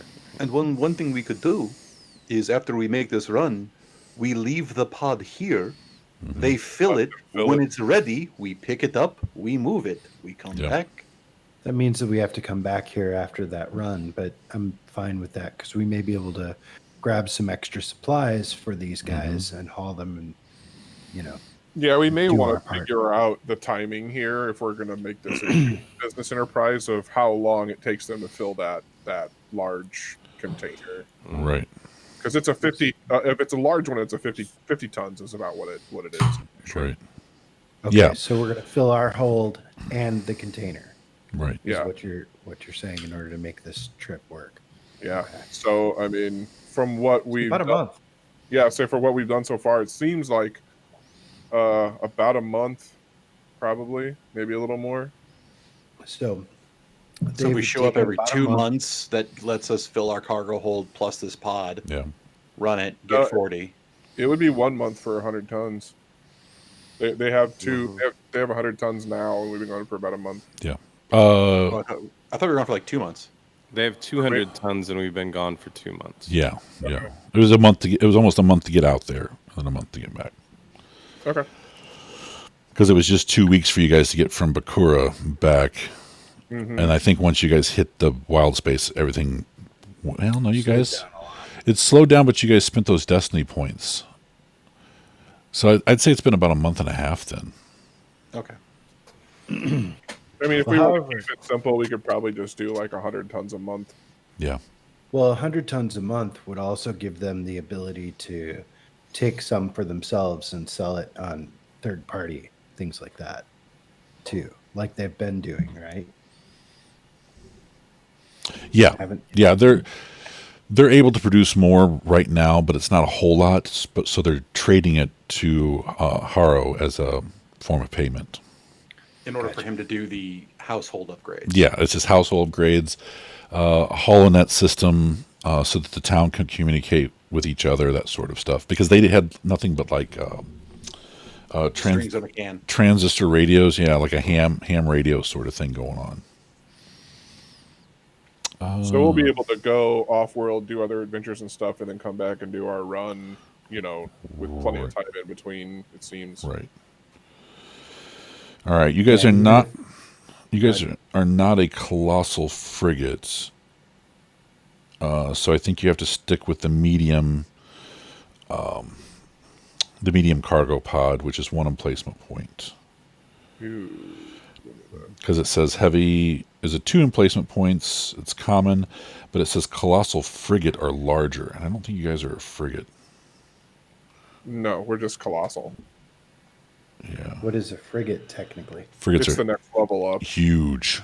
They're like the medical frigate in Star Wars, the great big Yeah, like things. Corellian. Zebulon B. Yeah, Gotcha. yeah.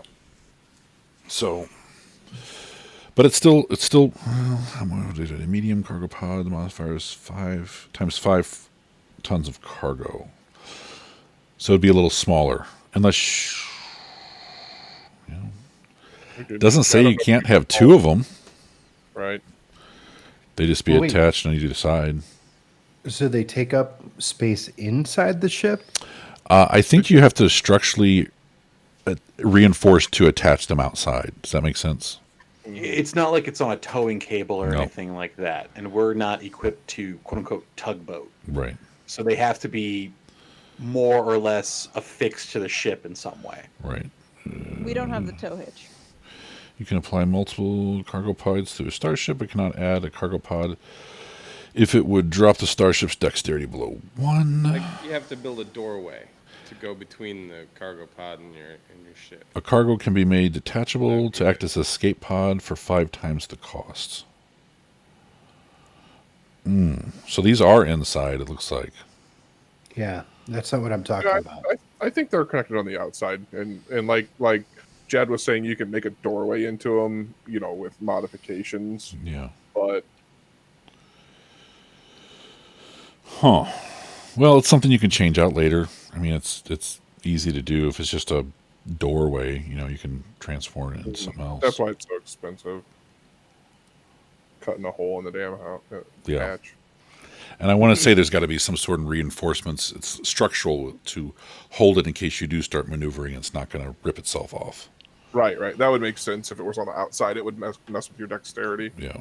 Yeah, I mean, it's got to. It would have to.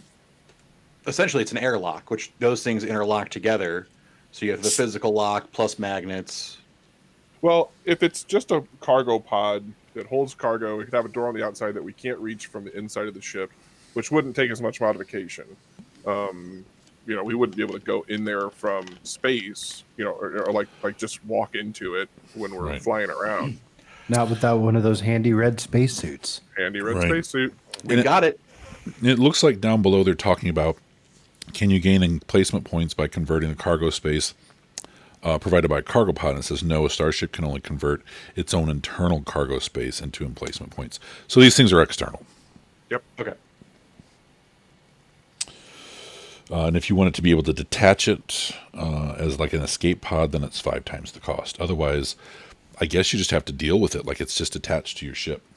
Yeah. So it'll cost us $5,000 a piece, so $10,000 total for 2 pods. And how much? So we're installing the camper in the pickup bed, and Right. we're stuck Right. with it until we take it out. Right. Well, it'll be if we don't want this to be a permanent thing, I guess we could probably leave it up to Kirk to decide if for a certain amount of money we want to make it like hot lock, like we can connect it and disconnect it fairly easily, but once it's connected, it's secure. Right. That would be the detachable portion that's 5 times more. That way you can eject it if you're in a firefight and then pick it up later on. Yeah. So would we only have to do like one of those and keep them both like connected to each other or something, maybe? I guess so.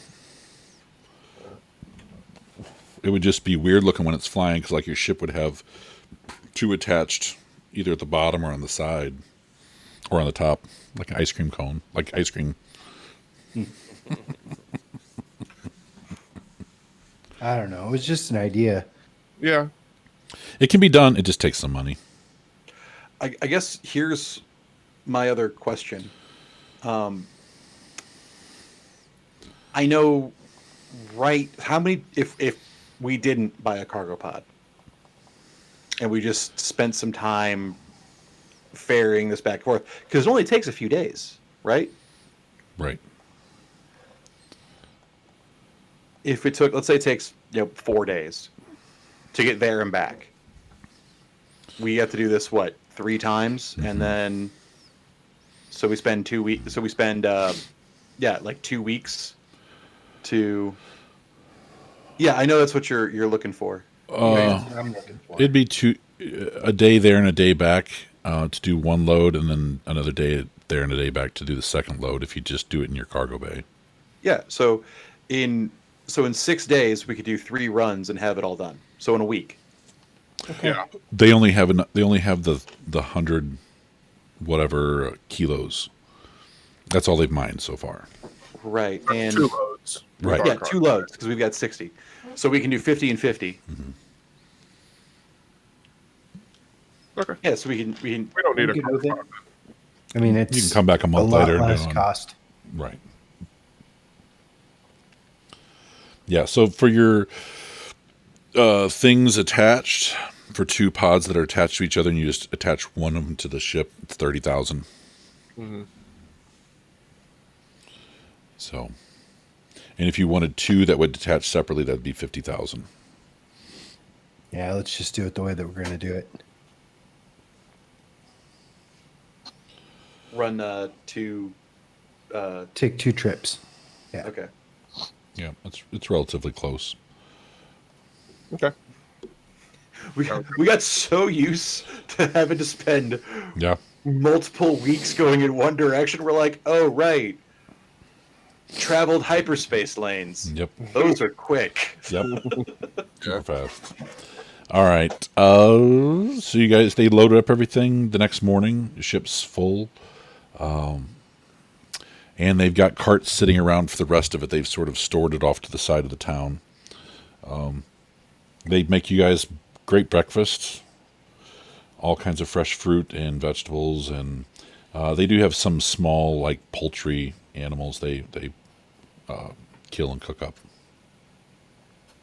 It seems Haro's brought them lots of things like small livestock that they're starting to tend to, which they've never had access to before. So all that's going on. Lash is going to go in again and spend some more time contemplating her burst of anger with the holocron. Okay. Sits down, kind of huffs.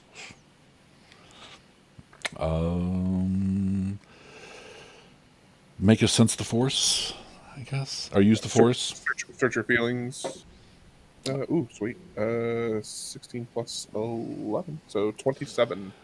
It feels like this is the right thing. That it's watching you basically, and not just looking for your calm and cool, almost inactive way of being. It's almost like it's wanting to see more emotions or more of a wider range.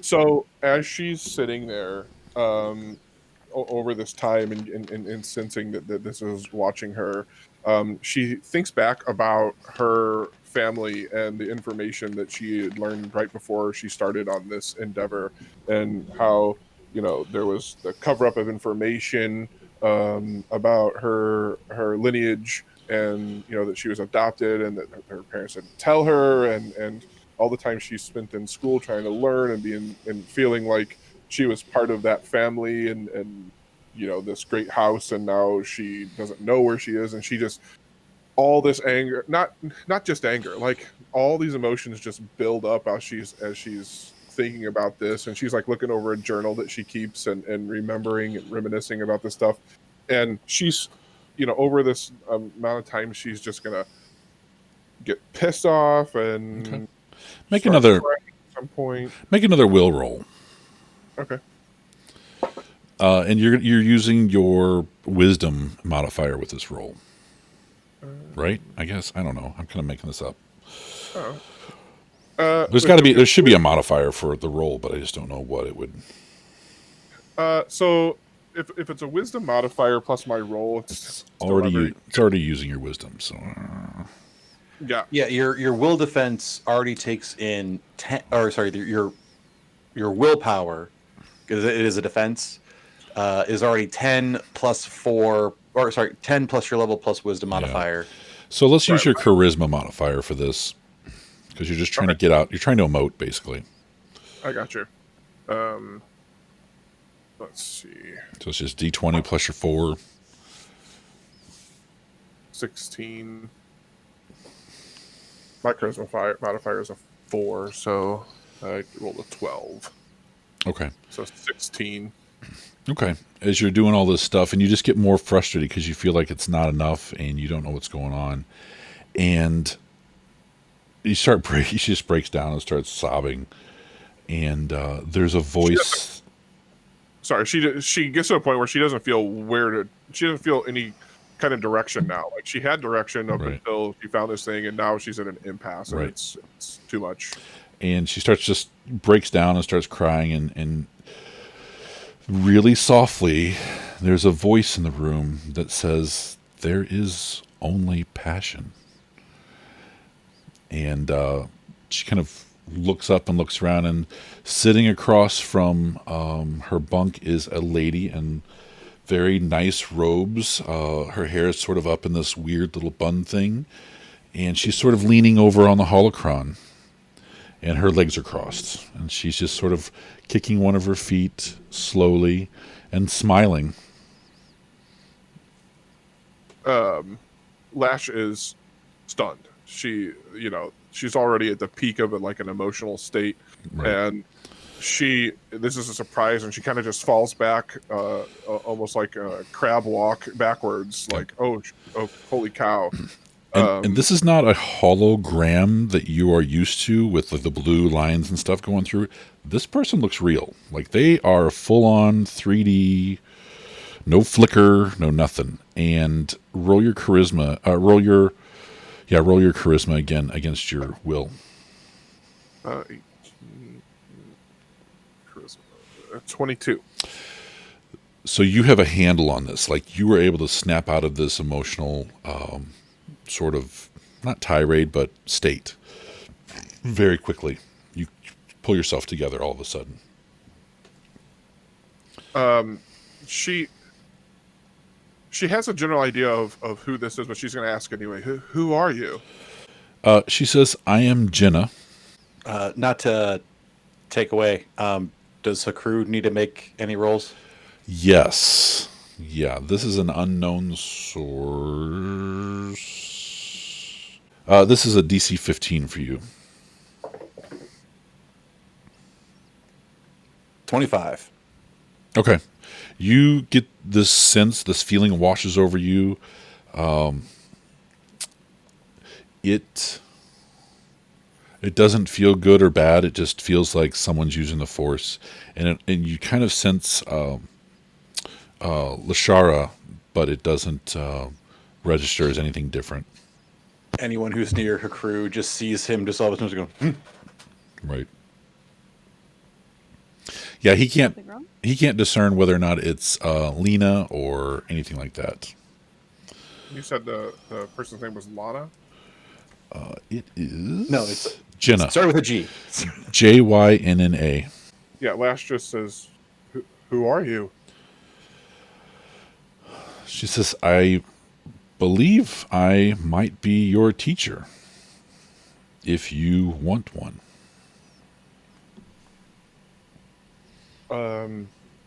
Lashara, she says, which causes you to sort of jump. Yeah, she says, are you a Jedi? I'm a gatekeeper for this knowledge in this device. I am not a being. I am not living. She says,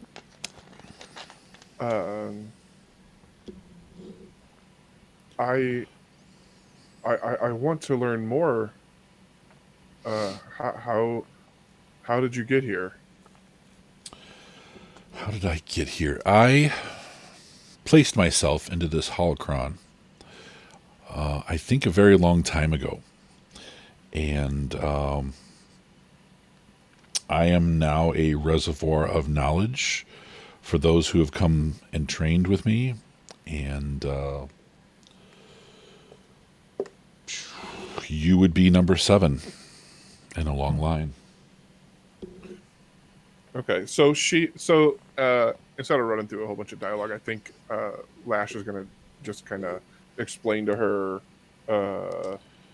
the past few months, and tell her, mostly she just wants to talk about the visions that she had and her ability to, her newly found ability to use the Force, and about her teacher so far, Lena, kind of see what this entity thinks of that information. She goes back to the things she was talking about before, and she says, there is only passion, and this will lead you into a bigger world. You have to practice a lot to learn how to use the Force.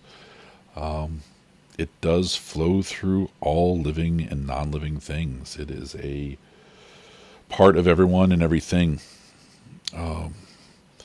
Sometimes you can use it to see a little into the future, and sometimes you can sense how things are going to turn out. Other times it will be a distraction from your life.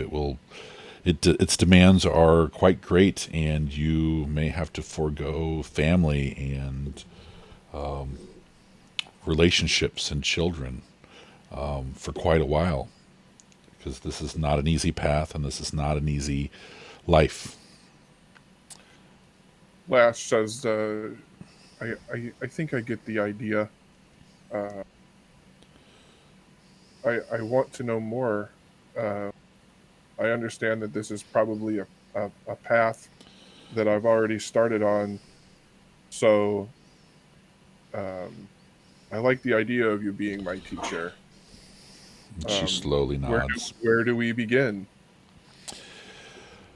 And when she says that, she also pulls out the saber and kind of just holds it up, and she says, this was near you, and she like turns it on for a second and turns it off. She nods and says, I recognize it. But that story is for another time. First, we begin with meditating.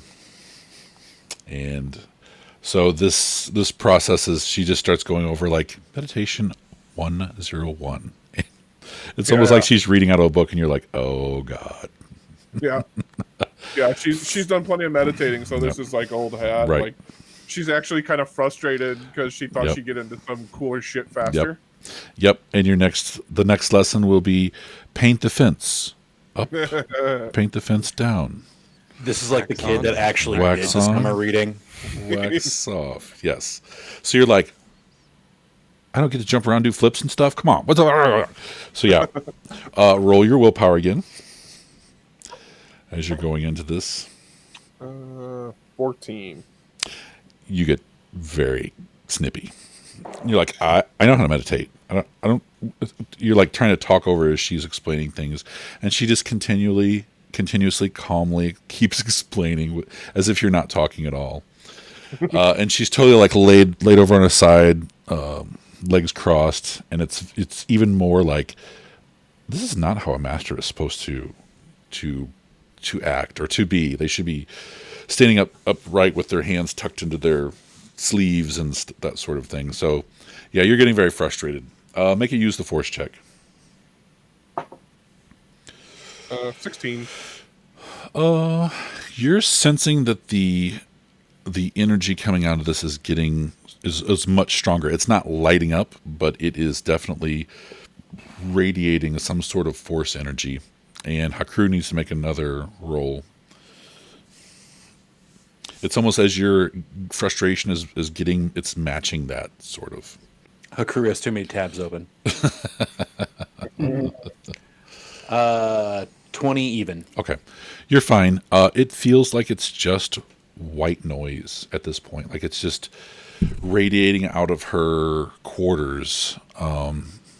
And you're not sure who it is, if it's her or what, but it just feels like white noise at this point. Yeah, honestly, with this being like the second wave of weird coming from Lash, and even though he knows, like, she's trying to grow this power within her, he would just calmly like walk up and just knock on the on the what is this, bulkhead? It's a door. Yeah. Is the door locked? Would you have it locked at this point with your frustration of going in and out and not expecting anything to happen? So. Okay. I don't think she would. The door opens up, and Hakru, you see a middle-aged woman casually laying, almost reclining on the holocron on opposite facing Lashara. Lashara is sitting there like frustrated, and she turns and looks at you. Lash, and gives a wink. I'm getting a strange feeling coming out of. Oh, I was not aware we picked up another passenger. And Lash She kind of like squints at her. She winks at her, Hakru. Wink. Lash looks over at Hakru and says, "It's okay." She holds up her hand. "It's okay, Hakru. It's okay. This is Jenna. This is Jenna. She lives in the holocron, and she like points over. She knows a little bit about how her crew functions at this point, so she's kind of keeping it a little simple. Right. So she lives in Also, you note that even though the weird shit was happening, her crew knocked, yeah. and he's not white knuckling anything right now. Her He's crew's making progress. growing. Yeah, so he just tells, or she just tells her crew, she lives in the device, in the holocron. How do you fit in there? May I come in? He's still standing at the door. Yep. He has not entered. She nods. This is not your room. Looks over to Lash. Lash says, just so you know, she's a teacher, and she teaches information about the Force. You have made promise, and I hold you to your word. If you decide what you decide to do, knowledge in of itself is not dangerous. It is what you do with it. She says, I understand. Right now, I'm just learning. Would you like to learn as well? Maybe not. I will leave you to your education. Jenna slowly stands up and kind of takes a step towards you and sort of puts out her hands He takes a step back. towards you, and she says, I sense the vile sisters have hurt you horribly. This is a very, very And she like closes her eyes and like she's getting sort of slapped, and she opens them back up, and she's got like tears coming down. She says, they're so vile. This is understatement. I'm I could teach you not okay with this right now. how to protect yourself. Going to walk away. I didn't catch what you said because, like, I don't know if it was my screen that froze or Kirk's screen that froze. We lost Kirk for a Oh. second there. Oh, okay. As in between your iterations, she says, I could teach you to protect yourself from her. As he's like walking out, he kind of like the door. Yeah, he's gonna stop when she says that. I assumed you backed out of the doorway because she was Yeah, no, walking toward. he definitely does. And when she says that, like, the door closes, Yeah. and like for a cinematic scene, crew stops. He looks at the door, and for like a solid moment, considers it, and then walks away. She turns back to Lash and says, he is deeply hurt. He has been scarred mentally and emotionally more than his body shows. And she comes over and sits back down. She says, the Night Sisters, we're going to talk about them now. And she goes into everything she knows about them on Dathomir, and it's some pretty raunchy stuff that she goes over, and how they use a twisted version of the Force and magic, which is even more blasphemous because it's not a natural force. They're not using it correctly. They've almost like inverted it. Okay. All right. So Lash is just gonna soak all this up, and It's another whole like she goes into like genetic manipulation and all kinds of stuff. So it's not. So you're seeing more of a full picture of the hurt he's spoken about. You're now getting like a blueprint of what they possibly did to him for days, weeks, months. You don't know. wow. Okay. But she goes into the whole line of Dathomir and the witches and how their hierarchies run, and how there's just one town of Night Brothers that it's all male, and they come in and they basically raid the village on an annual or twice a year by having them perform all these crazy tests to see if they're worthy. All right. So Lash kind of gets the insights to her crew's backstory. She's not going to be sharing that, by the Right. way. Right.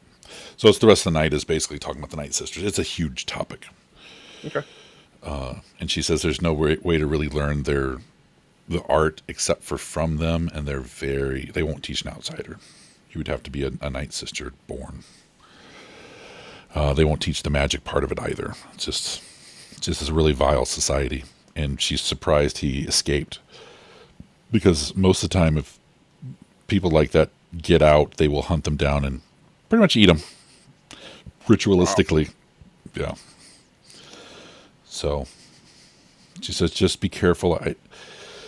He could be suffering more than what he's showing, and it may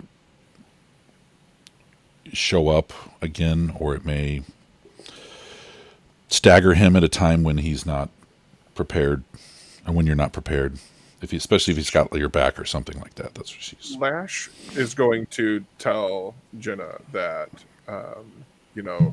whatever she senses about him, Lash is sure that her crew is her friend, and she cares about him, and respects him enough to let him hold on to his secrets without her interfering. Yep, she says very well. So anybody else do anything the rest of the night? Eating? It's late. Yep. You guys go to bed. The crew goes to bed early. Okay. Roll use the Force.